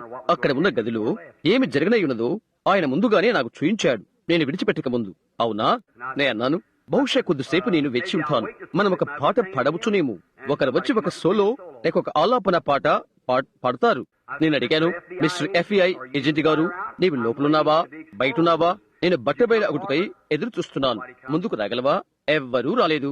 అది ఎక్కడ ఉందా అని నేను ఆశ్చర్యపడుతున్నాను. అది ఏమైనది ప్రభు నాకు చెప్పాడు. అది పడిపోయిన 2 బోధకులు. నేను ఎదురు చూస్తూనే ఉన్నాను. ఒక మూలన ఒక నల్లని నీడ వ్రేలాడుతుండటం నేను చూశాను. అది ఎక్కడున్నదో నాకు తెలుసు. నేను ఎక్కడికి చూశాను, అది కదలతూ వెళ్లిపోయి గ్యాలరీలోకి ఈ విధంగా వెళ్ళినది. ఒకడు నీలిరంగు సూటి వేసుకుని ఉన్నాడు, ఇంకొకడు బూడిద రంగు సూటి వేసుకుని ఉన్నాడు. నేనన్నాను, స్నేహితులారా, FBI వారు ఎవరూ లేరు. బైబిల్ బోధన గురించి FBI వారికి ఏమి అవసరం? నిజంగా ఏమీ అవసరం లేదు. నన్ను బట్టబయలు చేయటానికై 2 FBI ఏజెంట్లు లేరు. అయితే ఇదిగో ఇక్కడ బయలుపడినది. వారక్కడే కూర్చుని ఉన్నారు. వారు 2 బోధకులు. వారు దిగారు. నేను అడిగాను, ఆ విధంగా దిగవద్దు. అక్కడ 2 పెద్ద టెక్సాస్ సంబంధించిన వారు అక్కడికి వెళ్లి వారిని పట్టుకోబోతున్నారు. వద్దు సహోదరులారా, వద్దు అని నేను చెప్పాను. ఇది రక్త మాంసములకు సంబంధించినది కాదు. నెమ్మదిగా కూర్చోండి, దాని గురించి దేవుడు చూసుకుంటాడు. నేను అన్నాను, చూడండి సహోదరులారా, మీరు అక్కడనే ఉండి ఈ వైపు చూడండి. మీరు నన్ను అన్నారు, నేను గారడీవాడైన సిమోను అని. అది మంత్రం చేత జరిగేది. నేను ప్రజలను మోసం చేస్తున్నానని మీరు అన్నారు అని నేను అడిగాను. నేను గారడీవాడైన సిమోన్ అయితే అలాంటప్పుడు మీరు దేవుని మనుష్యులు. ఇప్పుడు వేదిక పైకి మీరు రండి. నేను గారడీవాడైన సిమోన్ అయితే దేవుడు నన్ను మొత్తులు కాక. నేను దేవుని యొక్క ప్రవక్తనైతే మీరు రండి. దేవుడు మీరు మరణించడానికి మొత్తులుగాక. ఎవరు నిజమో ఎవరు తప్పుడు వారో మనం చూద్దాం. మీరు రండి క్రిందకు. ఒక పాట మనం పాడుదాం. ఆ భవనం నుండి వెళ్లిపోయారు వారు. అప్పటి నుండి మరి ఎన్నడూ వారిని చూడలేదు. చూశారా, నేను చెప్పాను, గాడివాడైన సిమోను నేనైతే నేను చనిపోవుటకు దేవుడు నన్ను మొత్తును కాక. నేను దేవుని యొక్క ప్రవక్తనైతే మీరు ఈ వేదికపై వచ్చినప్పుడు మీరు చనిపోవుటకు దేవుడు మిమ్మల్ని మొత్తును. దేవుని ఎదుట నేను సత్యమైనట్లయితే ఈ వేదిక యొద్ద దేవుడు మిమ్మల్ని చంపును. వారిది బాగుగా ఎరుగుదురు. అవునది వాస్తవం.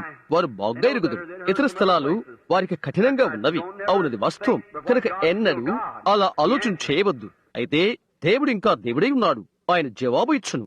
మరిప్పుడు ఈ ఎన్డోర్ అనే కన్నపిచాచి సమూయేలు ఆత్మను పిలిచినది. సౌలు సమూయేలుతో మాట్లాడాడు. అది ఎలా జరిగినదని మీరు ఆశ్చర్యపోవచ్చును. ఈ రోజు అది జరగదు, అనగా సాధ్యపడదు. లేదండి, ఎందుకనగా కోడెల యొక్కయు మేకల యొక్కయు రక్తము కాలము యొక్క నెరవేర్పు కొరకే ఉండెను.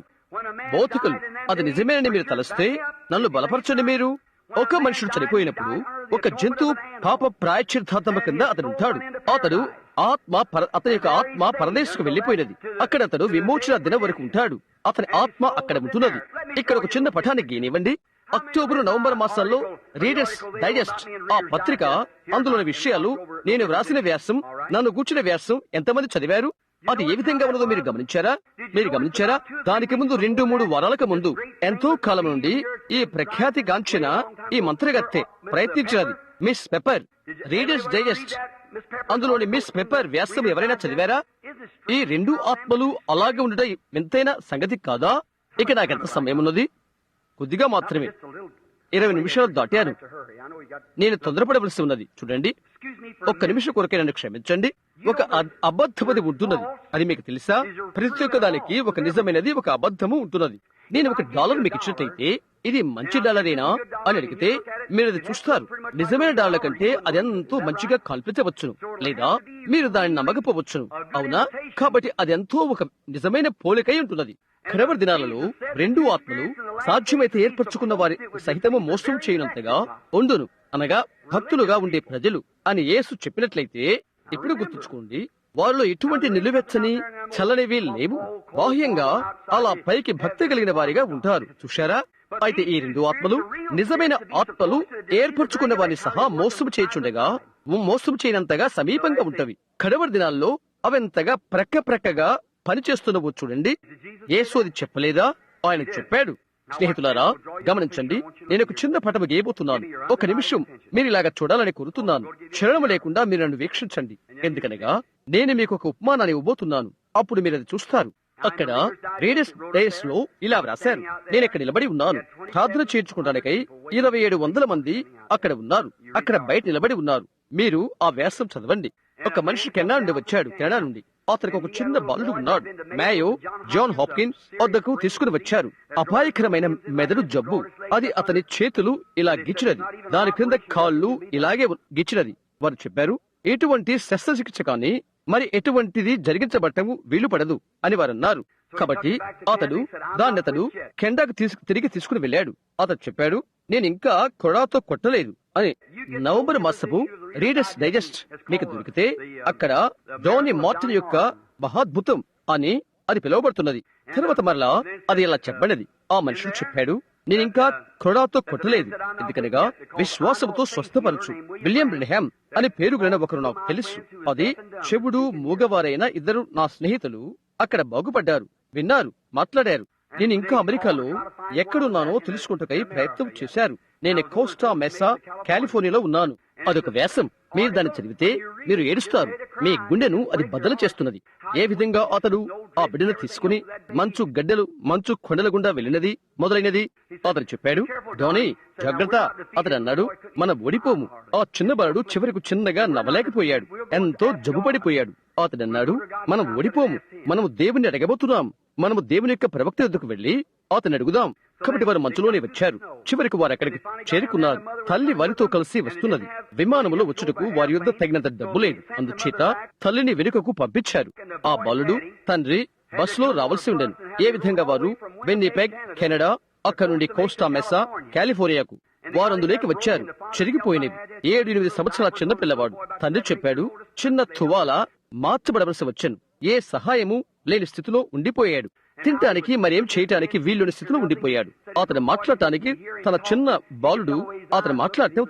బాలుడు విన్నాడు అని చెప్పాడు.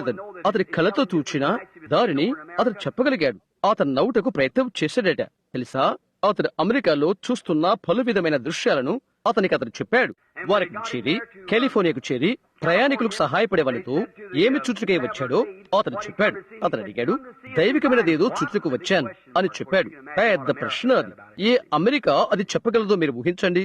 చూశారా, అది మనమే. మనమెంతో తెలివైన వారం. మనకంతా తెలుసును, అవునా? ఏది మనము చెప్పనవసరం లేదు, మనమంతా వ్రాసుకున్నాం. చూశారా?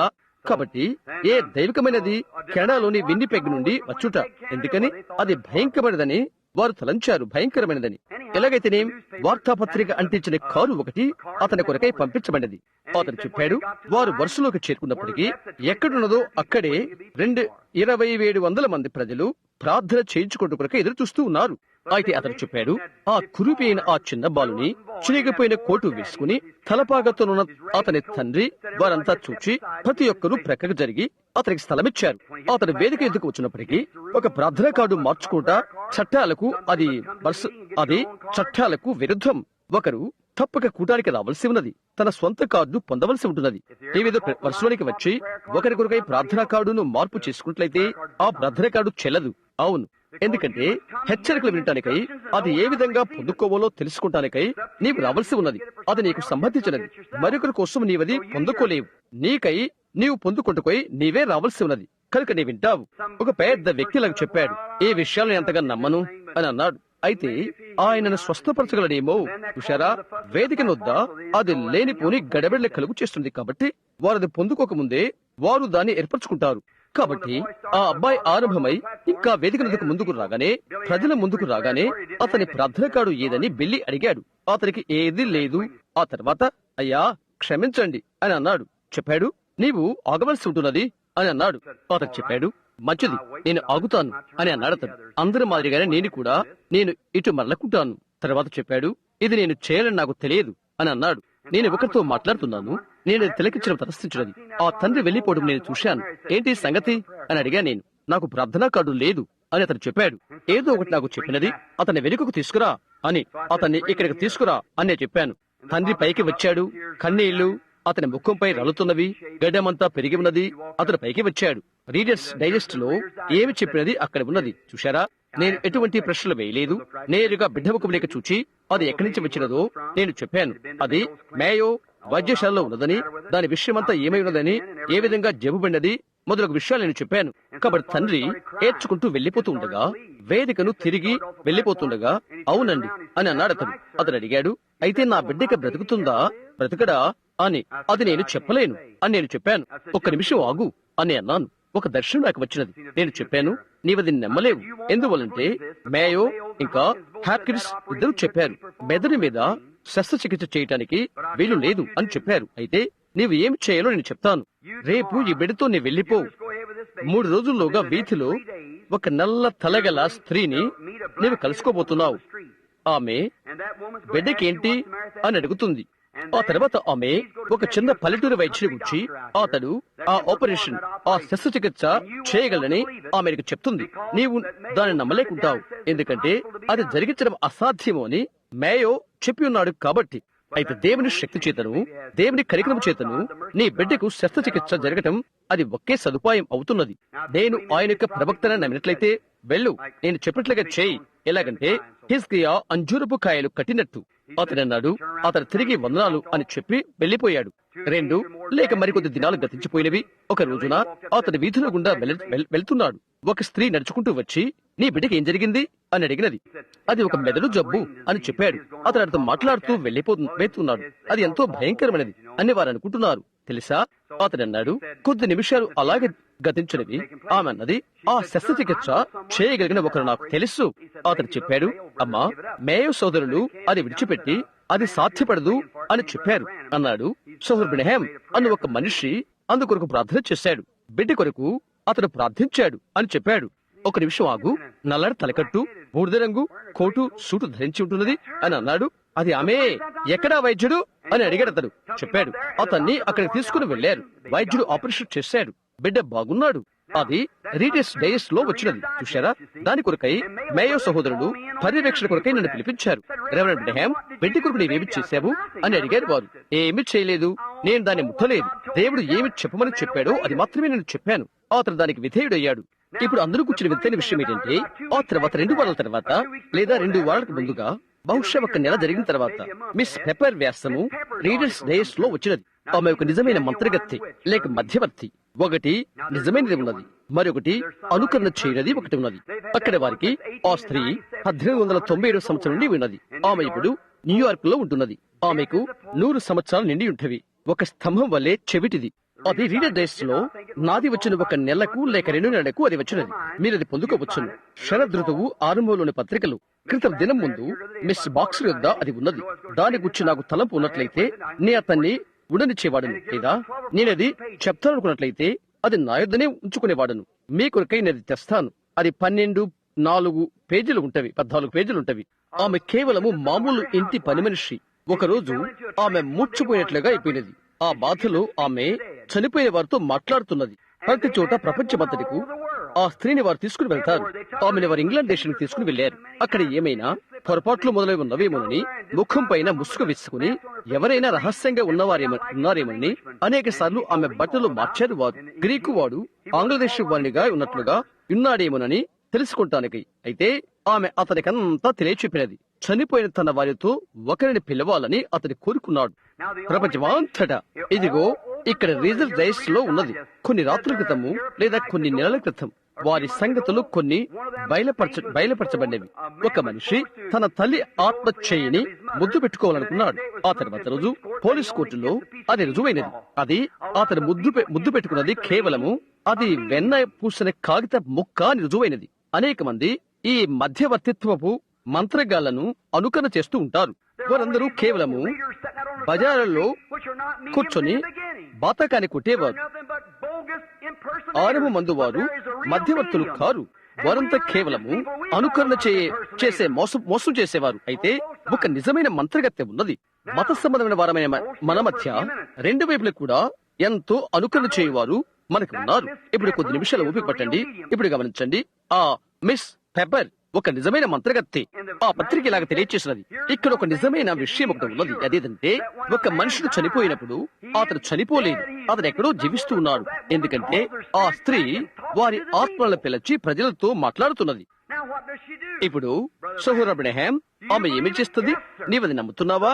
అవునండి, బైబిల్ అలాగ తెలియచేస్తున్నది, అందుకని నేను నమ్ముతాను. ఆమె దయ్యపు సంబంధమైనది. మంత్రతంత్రాలు అవి దయ్యపు తంత్రమే. ఆ రెంటిని ఇప్పుడు గమనించు. తర్వాత నా ఎద్దుకు వచ్చిన అక్షరాలను నీవు తప్పక చూడవలసి ఉన్నది. తర్వాత నా వ్యాసం ఆమె యొద్దకు చేరినది. కాలవనానికి ముగింపునకు కొంచెం ముందుగా దేవుడు ఈ సంగతులు పలుకుట వింతైన విషయం కాదా? రీడర్స్ డైజెస్ట్ లో అది ఆకాశము క్రింద ఉన్న అన్ని భాషల్లో ప్రచురమవుతున్నది. అది చూశారా? గమనించండి, అది ఒకదానిని ఒకటి వెంబడించడము వింతైన విషయం కాదా? ఈ విధంగా అక్షరాలు ఉంచారు.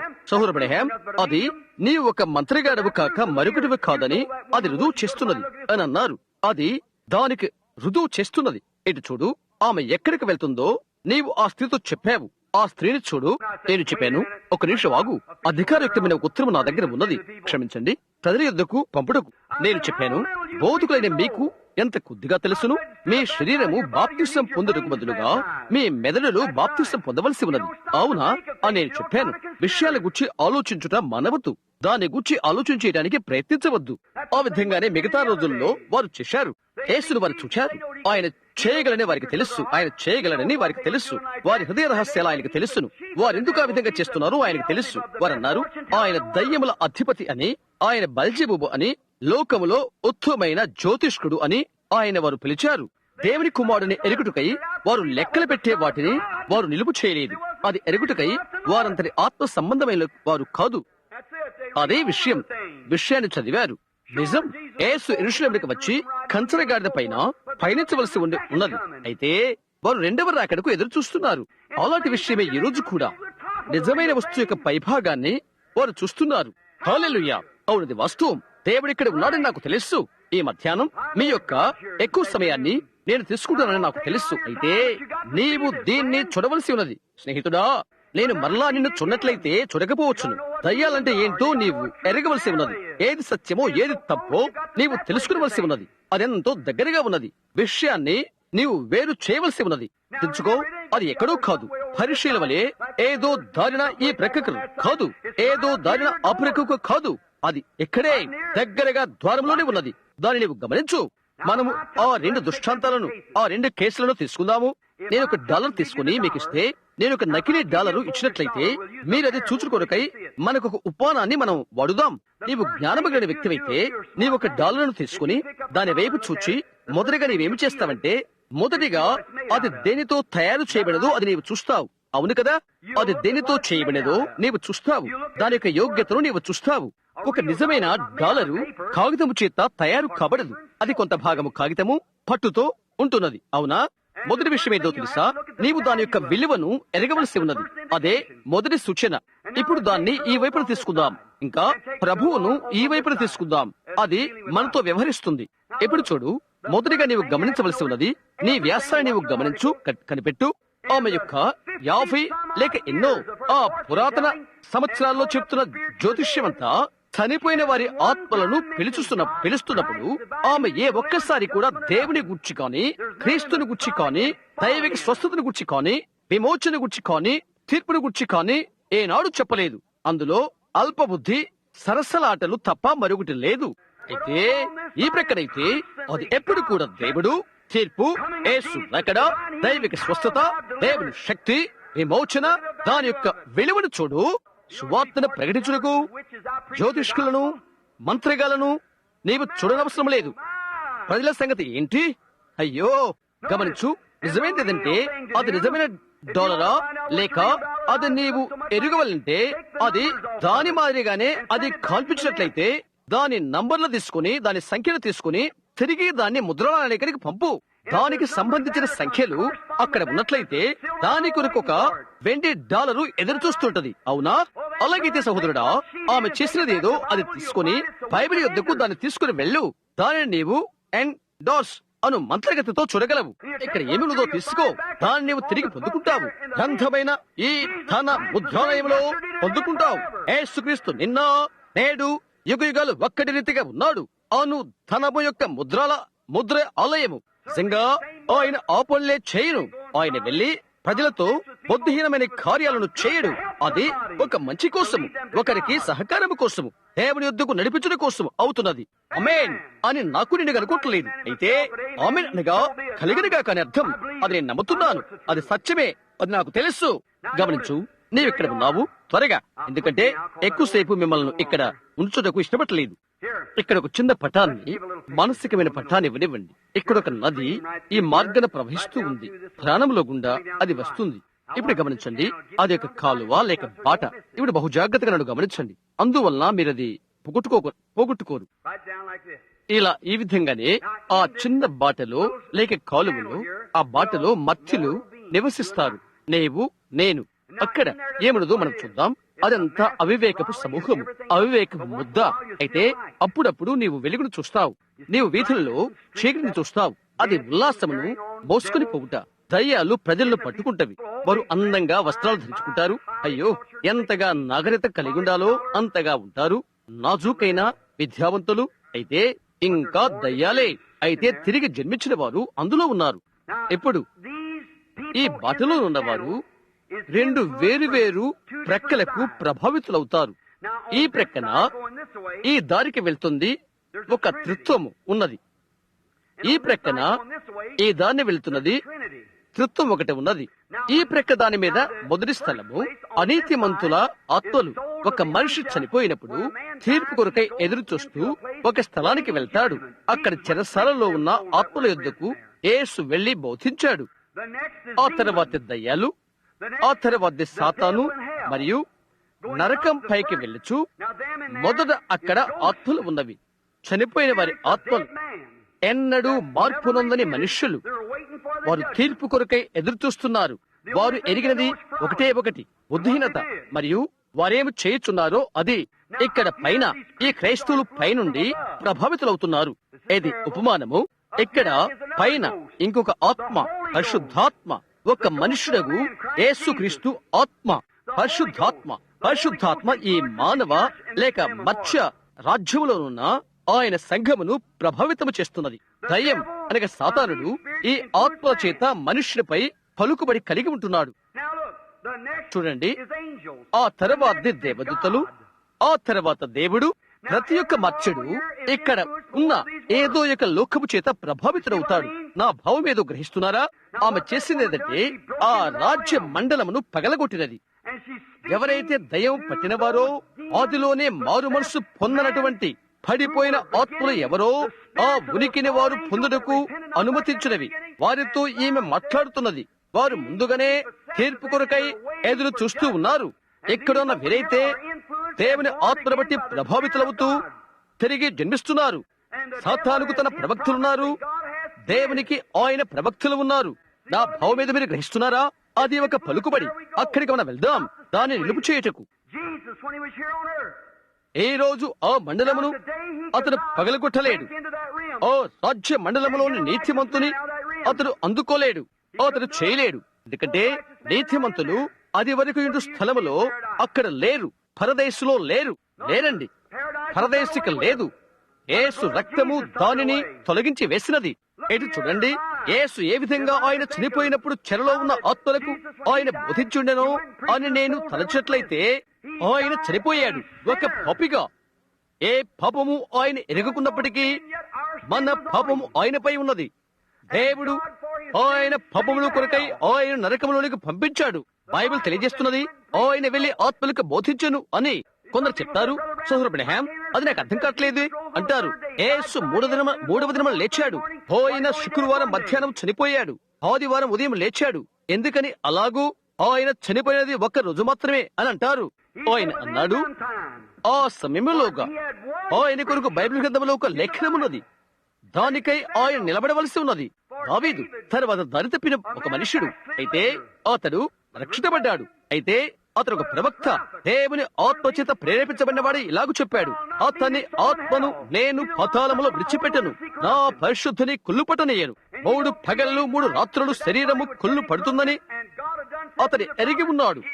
అతడు కుళ్ళు పట్టడు అని దేవుడు ప్రవక్తలతో చెప్పాడు. హల్లెలూయా! ఆయన దేవుని వాక్యమును తీసుకున్నాడు. ఆయన సాతాను ఓడించాడు. ప్రతిసారి దానితోనే ఓడించాడు. ఆయన మరణమును ఓడించాడు దేవుని యొక్క వాక్యముతోనే. హల్లెలూయా! ఆయన మరణాన్ని ఓడించాడు. ఆయన్ను వారు చంపినప్పుడు ఆయన చనిపోయాడు. ఒక పాపి, నా పాపములు నీ పాపములు ఆయనపై మోపబడి ఉన్నవి. ఆయన లోపలికి వెళ్ళాడు. ఆయన అక్కడ తలుపు తట్టడము నేను చూడగలుగుతున్నాను. అక్కడ ఉన్న నశించిన ఆత్మలు బయటికి వచ్చి ఇలా అడిగారు, మంచిది, నీవెవరు? ఆయన అడిగాడు, మీరెందుకు హనుక మాట వినలేదు? ప్రవచించిన మిగతా ప్రవక్తల మాటలు మీరు ఎందుకు వినలేదు? వారు తీర్పు తీర్చబడ్డారు. ఒకప్పుడు నా దేవుని కుమారుడు నేనే, నా రక్తము చిందించబడినది.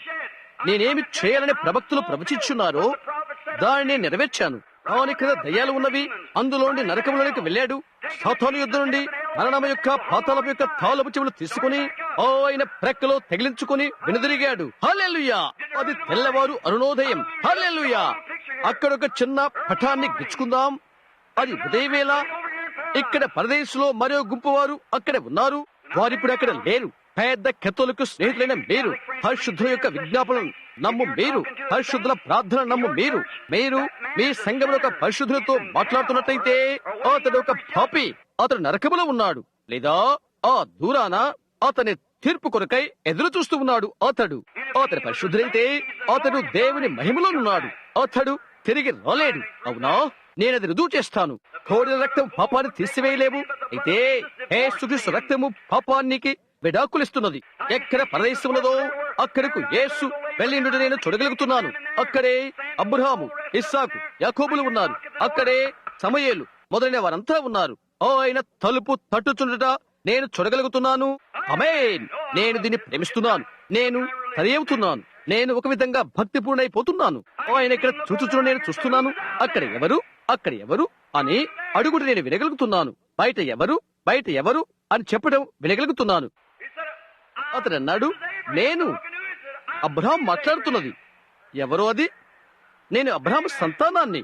ఆమేన్. అబ్రహాము తలుపు వద్ద కూర్చొని నేను చూస్తున్నాను. తలుపు తెరవబడినది. నేను అబ్రహాము సంతానమును అని ఆయన చెప్పాడు. దానియేలు అన్నాడు, అదిగో అటు చూడు, నేను చూచిన కొండల నుండి చెక్కబడిన రాయి. అదిగో ఎహెజ్కేలు చెప్పడం నేను వింటున్నాను. అదిగో ఆయన నేను చూశాను. ఆయన పాదముల కింద మేఘముల ధూళి కదలుట, పొట్టేళ్లు కొండలు పొట్టేళ్ల వలె చప్పట్లు కొట్టుట, ఆకులు మొదలైన కేకలు పెట్టుట. పరదేశంలో ఉన్న పలు రకాలైన వారు ఆయన కొరకు ఎదురు చూస్తూ నేను చూస్తున్నాను. ఆయన ఇలా చెప్పడం నేను వింటున్నాను. రండి, యెరూషలేములో ఇప్పుడు అరుణోదయపు వెలుగు. ఇక్కడ నుండి మనం వెళ్ళవలసి ఉన్నది.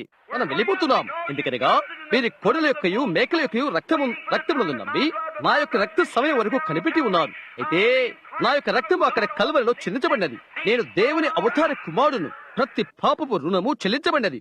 ఇప్పుడు మనం బయటికి వెళుదాము. బయట దారిలో ఉన్నాము. హల్లెలూయా! దేవునికి మహిమ కలుగును గాక. అబ్రహాము తన భార్యకు శారాను చేపట్టుకుని లాగుట నేను చూడగలుగుతున్నాను. ఇక్కడ వారు బయటకు వచ్చారు. మత్తయి 27లో అతను బయటకు వచ్చినప్పుడు కొంచెం సేపు యెరూషలేములో వారు ఆగడం నేను చూస్తున్నాను. మొదటి విషయం ఏంటో తెలుసా? కయప మొదలుగా వారు వీధులు నిలబడి అతను లేచని వారు చెప్పారు. ఇంకా చెప్తున్నాడు, అటు వెళ్ళుచున్న ఆ యవ్వనస్తుడు ఆ అమ్మాయి ఎవరు అని చెప్పడం నేను వెళ్ళగలుగుతున్నాను. ఇక వృద్ధాప్యమిక లేదు. అది అబ్రహాము శారాలే. వారు అదృశ్యులైపోయారు. వారు చూశారు. ఒకరు మనల్ని గమనిస్తున్నారు. ఏ విధంగా ఆయన గోడలో గుండా వెళ్లిపోయాడో ఆ విధంగానే అలాంటి శరీరముతోనే వారు అదృశ్యము కాగలిగారు. హల్లెలూయా! అవును, ఇక్కడ ప్రవక్తలు మొదలైన వారందరూ కూడా పట్టణాన్ని చూస్తూ నడుచుకుంటూ వెళ్తున్నారు. యేసు వారిని నడిపించుకుంటూ నక్షత్రాల పైగా, చంద్రుడికి పైగా, మేఘాలకు పైగా చెరగా తీసుకుని వెళ్లి మనుష్యులకు వరములు అనుగ్రహించాడు. యేసు నేడు తండ్రి కుడిపార్శ్వను కూర్చుని ఉన్నాడు. ఆయన శత్రువులు ఆయన పాద పీఠము వరకు అక్కడ ఆయన కూర్చుంటాడు. ఈ రోజు నా ప్రియమైన క్రైస్తవ స్నేహితుడా, దయ్యాలు ప్రతి కోణాన పనిచేస్తున్నవి. మరో కోణంలో దేవుని ఆత్మ కదలిక కలిగి ఉన్నది. ప్రతిసారి దానికి ప్రతిక్రియ చేయడం కొరకై. హల్లెలూయా! అక్కడే నీ ఉన్నావు. వార్తాపత్రికలు, డైజెస్ట్ పత్రికలు ప్రతిదీ అది ప్రకటనలు చేస్తున్నది. వారు దాన్ని గమనిస్తున్నారు. అదేంటో వారు చూడలేరు. అది ఏమై ఉంటున్నది? దేవునికి సాతానుకు మధ్య నుండి చాలా త్వరగా రానయున్న ఒక గొప్ప రూపము. అది యొక్క ముందు ఛాయ ఉంటున్నది. దేవుని ప్రక్కరా నీ హృదయం సరిచేసుకో. ఆమేన్. ఇక్కడే ఓహియోలోని చొలడోలో ఇక్కడే కొంచెం కాలం కదా నేను ఉన్నాను. ఒక కుటుంబం నాకున్నది. నేను మిగుల్చబోతున్నాను. దయ్యాల గుర్చిన అర్థమేంటో మీరు గ్రహించారా? అవి పనిచేస్తున్నవి. అవి ఎంతో భక్తి పూరితమైనవి, ఎంతో భక్తి సంబంధమైనవి. ప్రతి ఆదివారం మందిరానికి అవి వెళ్తవి. అపోస్తల సిద్ధాంతాన్ని వల్లిస్తవి. దీవెన పాట పాడుతవి. ఎంత భక్తిగా ఉండాలో అలాగ అవి ఉంటవి. సోదరుడు, అది సత్యమేనని అర్థమా? ఆ రకమైన ఆత్మ యేసుక్రీస్తును సెలవుకు కొట్టినది. యేసు చెప్పాడు, మీరు మీ తండ్రి అయిన అపవాది సంబంధులు. ఇప్పుడు వారిలో కొందరు అంటారు రష్యా అంత్యక్రీస్తు అని. ఎన్నడూ కాదు. రష్యా అంత్యక్రీస్తు కాదు. అంత్యక్రీస్తు ఎంతో భక్తి పూరితమైనది. ఎంతవరకనగా ఏర్పరచుకున్న వారి సహితమో మోసపరచు వరకు. గుర్తుంచుకోండి, దేవుడు తన మనిషి తీసుకుంటాడు. అయితే ఆయన ఆత్మను కాదు. సాతాను తన మనిషిని తీసుకుంటున్నది. అయితే అతని ఆత్మని కాదు. ఇక్కడే అవి ఉన్నవి. నీవు చరిచేసుకో. నేను సత్యమనే, సత్యానికి బాధ్యునై ఉంటున్నాను. దయ్యాలు ఆ పని చేస్తున్నది. నిన్న వాటిని భౌతిక రాజ్యంలో తీసుకున్నాను. ఈ రోజు ఎక్కడైతే భక్తి సంబంధమైన రాజ్యంలో ఉందో ఆ ఆత్మ సంబంధమైన రాజ్యమును లేక ఆత్మ సంబంధమైన రాజ్యం మండలమును నేను మీకు చూస్తున్నాను. అక్కడేమో అవి క్యాన్సర్, అది ఇది మరో విధంగా పిలువబడినవి. అయితే బైబిల్ ద్వారా నేను వాటిని దయ్యాలని రుజువు చేశాను. ఈ రోజు ఇక్కడ అవి మరలా ఎంతో భక్తిపూర్వకమైన రాజ్యములను ఎంతో భక్తి సంబంధమైనగాను ఇక్కడ ఉన్నవి. సహోదరుడా, నీవు ఆరంభించి ఆలోచించిస్తే ఆరంభంలో దాన్ని గూర్చి కయ్యూను అతను ఎంతో భక్తిగల మనుష్యుడు, ఏషావు ఎంతో భక్తిగల మనుష్యుడు, యూదా ఎంతో భక్తిగల మనుష్యుడు. అది భక్తి. ఇది లోకానికి ఆవులు కాదు, అది తరగతుల్లో ఉన్నదే. అది గమనించు. దయ్యపు శాస్త్రము. కొద్ది కాలం తర్వాత ఒకసారి దాన్ని కొంచెం ఎక్కువ చెప్తాను, మనకు ఆలస్యమైపోతున్నది. ఎవరిని విమర్శించవద్దు, ప్రతివాన్ని ప్రేమించు. నీ గుండెల్లో నుండి నీవు ప్రేమించకపోతే ఇక క్రీస్తు నీలో లేడు. ఓహియాలోని తెల్లడలో ఒక చిన్న పలహారశాలకు నేను వెళ్ళాను. నేను ఒక స్థలంలో ఒక చిన్న డంకాడ్ స్థలంలో భుజిస్తున్నాను. మంచి చిన్న స్థలం అది. వారు చాలా మంచివారు. సండే స్కూల్ కు వెళ్ళుట కనుకై వారు అది మూసివేశారు. వారు ఆ విధంగా చేసినప్పుడు నేను వీధి దాటి ఒక చిన్న లోక సంబంధమైన స్థలానికి వెళ్ళవలసి వచ్చినది. నేను ఎక్కడికి నడుచుకుంటూ వెళ్ళాను. జూదమౌట్ అనేది ఓహియాలో నేరమని నాకు తెలుసు. ఇక్కడ ఒక రాష్ట్ర పోలీసు ఒక అమ్మాయిని ప్రక్కలో పెట్టుకుని ఆమె రూము భాగాన తన చెయ్యి వేలాడ వేసుకుని స్లాట్ మెషిన్ అలాంటి ఆట ఆడుతున్నాడు. మన రాష్ట్రముల దేశం యొక్క అన్ని చట్టాలు గతించిపోయినవి. ఎంతటి దీనస్థితి. కథలన్నీ బండైన క్రీస్తును నేను నమ్ముతున్నాను. మిగతా ప్రదేశాలన్నీ మురిగిపోయే ఇసుక. ఏదే లేదు, నిలబడినది ఏది లేదు. నేను వెనక్కి తిరిగి చూశాను. బహుశా ఆమె తన యవ్వన వయసులో ఉంటున్నది. 19, 18, 19 సంవత్సరాల వయస్సు. వారు ఏమి చేస్తున్నారు? అక్కడ యవ్వనస్తుల కుర్రవాళ్ళు వాళ్ళ చుట్టూ ఉన్నారు. అదెంతో భయంకరం. నేను ఇక్కడ కూర్చొని ఉన్నాను. ఇప్పుడు నాకు ఆశ్చర్యం కలిగించాలా? నేను కూర్చున్న యుద్ధకు ఒక స్త్రీ వచ్చి నీకు ఒక కుర్చీ కావాలా అని అడిగినది. వందనాలు, నాకు ప్రాతకాల పలహారం కావాలి అని నేను చెప్పాను. కూర్చులే కూర్చున్న ఆ పెద్ద వయస్కులైన ఒక ఆమె, నా తల్లి వయస్సు ఉంటున్నది 55, 58 సంవత్సరాల వయస్సు, అక్కడికి వచ్చి కూర్చున్నది. భక్తిహీనమైన వస్త్రాలు వారు ధరించేవి ఆమె ధరించి ఉన్నది. వారంటారు అవి చల్లగా ఉంటేవేని. విజ్ఞాన శాస్త్రం చెప్తుంది నువ్వు పిచ్చిదానవు అని. నిశ్చయం అది అలాగుండదు. నీవు నీ దిగంబరత్వాన్ని నీవు చూయించుకుంటున్నావు. అది సిగ్గుచేటు, అవమానం. ఒక సంస్కారం గల వనిత అవి ధరించదు. ఒక స్త్రీ ధరిస్తున్నది. ఒక సంస్కారం గల వనిత కాదు. అక్కడే ఆమె కూర్చున్నది. ఆమె యొక్క బలహీనమైన శరీరం ఊగులాడుతున్నది. ఆమె ఒక విధంగా చెట్ల వల్లే రంగులు పుచ్చుకొని ఉన్నది. పెదవులకు అంతటా కూడా ఒక పురుషుని వలె చిన్న తలకట్టు కలిగి ఉన్నది. అదంతా పైకి చిందరబందరగా ఉన్నది. అది అవమానమని బైబిల్ ఏం చెప్తుందో ఆ విధంగా బైబిల్ నిర్వచిస్తుంది. స్త్రీ తన తల వెంట్రుకలు కత్తిరించుకున్నట్లయితే పురుషుడు ఆమెకు విడాకులిచ్చుటకు హక్కు కలిగి ఉన్నాడు అని. ఎందుకంటే ఆమె అతని యందు నమ్మకస్తురాలు కాదు అని. కొన్ని దినాలు మనం ఇక్కడ ఉండి బైబిల్ బోధించవలసి ఉంటుంది. ఇలా చెప్తున్నది, ఆమె తన తల్ల వెంట్రుకలు కత్తిరించుకుంటు కంటే ఆమె తన భర్తను అవమానపరుస్తున్నది. ఆ కత్తిరించుకుంటే ఆమె అలా అవమాన భర్త అయినట్లయితే ఆమెను విడిచిపెట్టవచ్చును. నీవు మరొకరి వివాహం చేసుకోకూడదు. అయితే నీవు ఆమెను విడిచిపెట్టవలను. బిడ్డా, అది కఠినంగా ఉండవచ్చు నేను భావిస్తున్నాను. అయితే అది సత్యము. పరిశుద్ధాత్మ రాజ్య మండలంలో మనం అది కలిగి ఉంటాము. అయితే మనం వాటికి అడ్డుగడియలు వేశాము. ఒక పెద్ద సహోదరుడు చెప్తూ ఉంటాడు, గడియలు మనం వేయదాం. మనం పాపముతో రాజీపడ్డాము. మనము గడియలు వేయదము. గొర్రెలు బయటకు వెళ్ళినవి, అయితే మేకలు లోపలకు ఎలా వచ్చినవి? నీవు గడియలు వేయి, అది సంగతి. నీవు గడియలు వేయి. లోకము సంఘము కలిసిపోయినవి. ఏ విధముగా మోయాబీలు బిలాం వల్లే ఏ విధంగా అతడు వారికి పెళ్లి చేసినది ఖచ్చితంగా అలాగే ఉన్నది. ఈనాడు సంఘమా అంత కలుషితమైపోయినది. పెంతెకోస్తు సంఘము లౌకిక సంఘము అది నిలువెచ్చినదై దేవుని నోట నుండి ఉమ్మివేయబడినది. వాటన్నిటిలో నుండి దేవుడు ఆయన శేషమును పిలుచుచున్నాడు ఆమె గృహానికి తీసుకుని పెట్టుకొరకై. అది ఖచ్చితంగా వాస్తవం. ఖచ్చితంగా పునరుద్ధానమున ఆ విధంగా జరుగుతున్నది. అక్కడ ఆమె ముఖానికి రంగు, పెదవులకు మొదలుగానే రంగు పూసుకొని కూర్చుని ఉన్నది. ఆమెకు ఇక్కడ కళ్ళ కింద నల్లగా ఉన్నది. ఆమెకు చెమట పోస్తున్నది. అది కారిపోతుంది.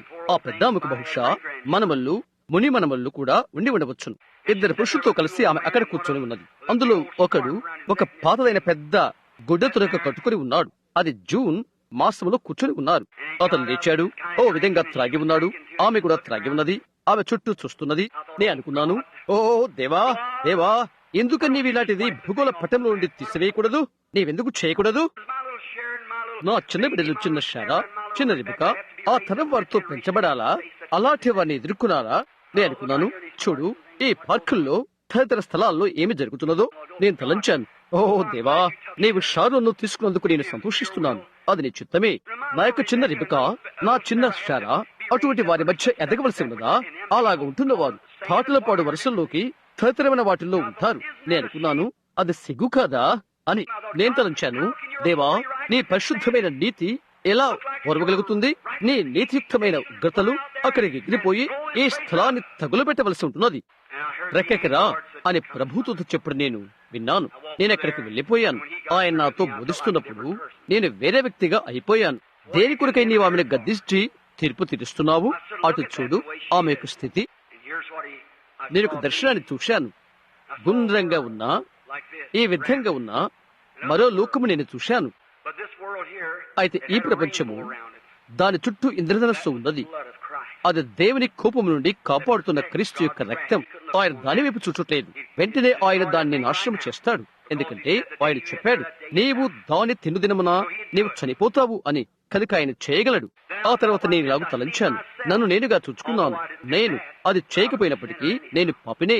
ఇలాగైనా తరువాత యేసుక్రీస్తు రక్తము బంపరు మాదిరిగా మనకు ఉపకరిస్తుంది. చూశారా, నేను పాపం చేసినప్పుడు నా పాపం వెళ్లి ఆయనకు తగులుతవి. ఆయన ప్రశస్తమైన తలకు తగిలినవి. రక్తము కన్నీరు కారుచుంటే నేను చూశాను. తండ్రి, అతని క్షమించండి. అతను ఏమి చేస్తున్నాడో అతనికి తెలియదు. నేను ఒకటి చేస్తాను, అది తగులుతుంది. తండ్రి, అతని క్షమించు. అది ఆయన దాటిపోద్దా? నేను నాశనమైపోతాను. నేను ఆయన కృపను అంగీకరించనా? ఆ దినాన నా ఆత్మ దాటి వెళ్లిపోతుంది. నేను తీర్పు తెచ్చబడ్డాను. నేను తిరస్కరించబడ్డాను. నాకై ఒకటి మిగిలి ఉన్నది, అది తీర్పు. నేను ఎప్పుడో తీర్పు తెచ్చబడ్డాను. ఎవరు చెప్పాడు? నీవు తిను దినమున ఆ దినమున చనిపోతావు. నీవు అక్కడే తీర్పు తెచ్చబడ్డావు. క్రీస్తు ఎడల నీకున్న అభిమతమేదో ఈ మధ్యాహ్న వేళ ఇదే తీర్పు సింహాసనం అవుతున్నది. ఆ తర్వాత నేను తలంచాను, అవును, అది నిజమే. నేను ఒక దినం చూశాను. నేను దూగాడుతూ ఆయన వద్దకు వెళ్ళాను.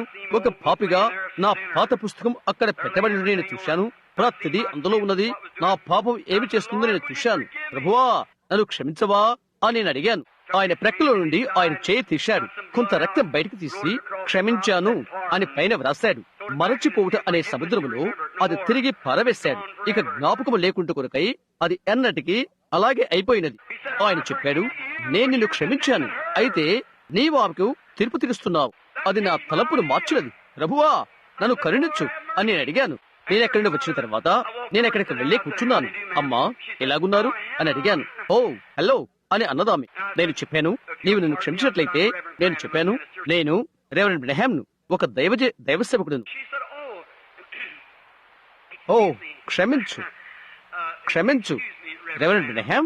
అమ్మా, నేను అన్నాను, నేను కథ చెప్పాను. నేను అక్కడే నిలబడి నేను నీకు తీర్పు తీరుస్తున్నాను ఇలాగ తలుస్తూ, ఓ ఎంతటి భీకరమైన విషయం అని అనుకుంటున్నాను. బహుశా నీకు బిడ్డలు ఉండవచ్చును, నాకున్నారు అని అన్నదామె. అలా తప్పు చేయడానికి గల కారణమేంటి అని అడిగాను. ఎవరి హృదయాన్నైనా చింపివేయగలంతటి కథను ఆమె నాకు వివరించినది. నేను చెప్పాను, నేను దేవుని ఇలా అడుగుతున్నాను, భూమిలో నుండి అలాంటి దాన్ని ఎందుకు ఆయన వెంటనే ధనను చేయకూడదు అని. ఇక్కడ నీవు ఇద్దరు త్రాగిన వారి మధ్య ఉన్నావు, నీవు త్రాగి ఉన్నావు. నేను అన్నాను, ఆ రక్తము దేవుని కోపాన్ని నీ దగ్గర నుంచి తీసివేస్తున్నది. ఒక్కనొక దినాన నీవు చనిపోబోతున్నావు. ఇప్పుడు నీవు స్వేచ్ఛ గల వ్యక్తివి. నీవు స్వీకరించగలవు, తృణీకరించగలవు. నేను చెప్పాను, అయితే ఒక దినాన అది దాటిపోతున్నది. ఎటువంటి కనికరిక ఉండదు. నీవు నీ పాపంలోనే చనిపోతే నీవిప్పుడు తీర్పు తీర్చబడ్డావు. నీవు నరకానికి వెళ్తావు. అదేంటో తెలుసా? ఆ రెస్టారెంట్ లో ఆమె ఆ స్థానం నుండి కదలినది. నీ జీవితంలో నీ వెన్నడి విన్నటువంటి ప్రార్థనా కూటము మాకు జరిగినది. ఆమె క్రీస్తు వద్దకు వచ్చినది. ఏంటి అది? నీవు వారిని శిక్షించవద్దు. సువార్తను వారికి చెప్పు. వారు దయ్యాలు పట్టిన వారు. వారు ఈ రాజ్య మండలంలోని మధ్యలు. ఒక చోట నుండి వారు పలుకుబడి కలిగి ఉంటున్నారు. మన పలుకుబడి పైనుండి వచ్చినది. ఇతరులను క్రీస్తు వద్దకు నడిపించుటకు మన వరములతో మనమేమి చేయాలో చూద్దాం. మా పరలోకపు తండ్రి, నీ మంచితనానికి, నీ కనికరానికి మేము ధన్యవాదాలు చెల్లించుకుంటున్నాం. నన్ను క్షమించండి ప్రభువా. ఒకవేళ ప్రజలను ఎక్కువసేపు ఇక్కడ ఉంచవచ్చును.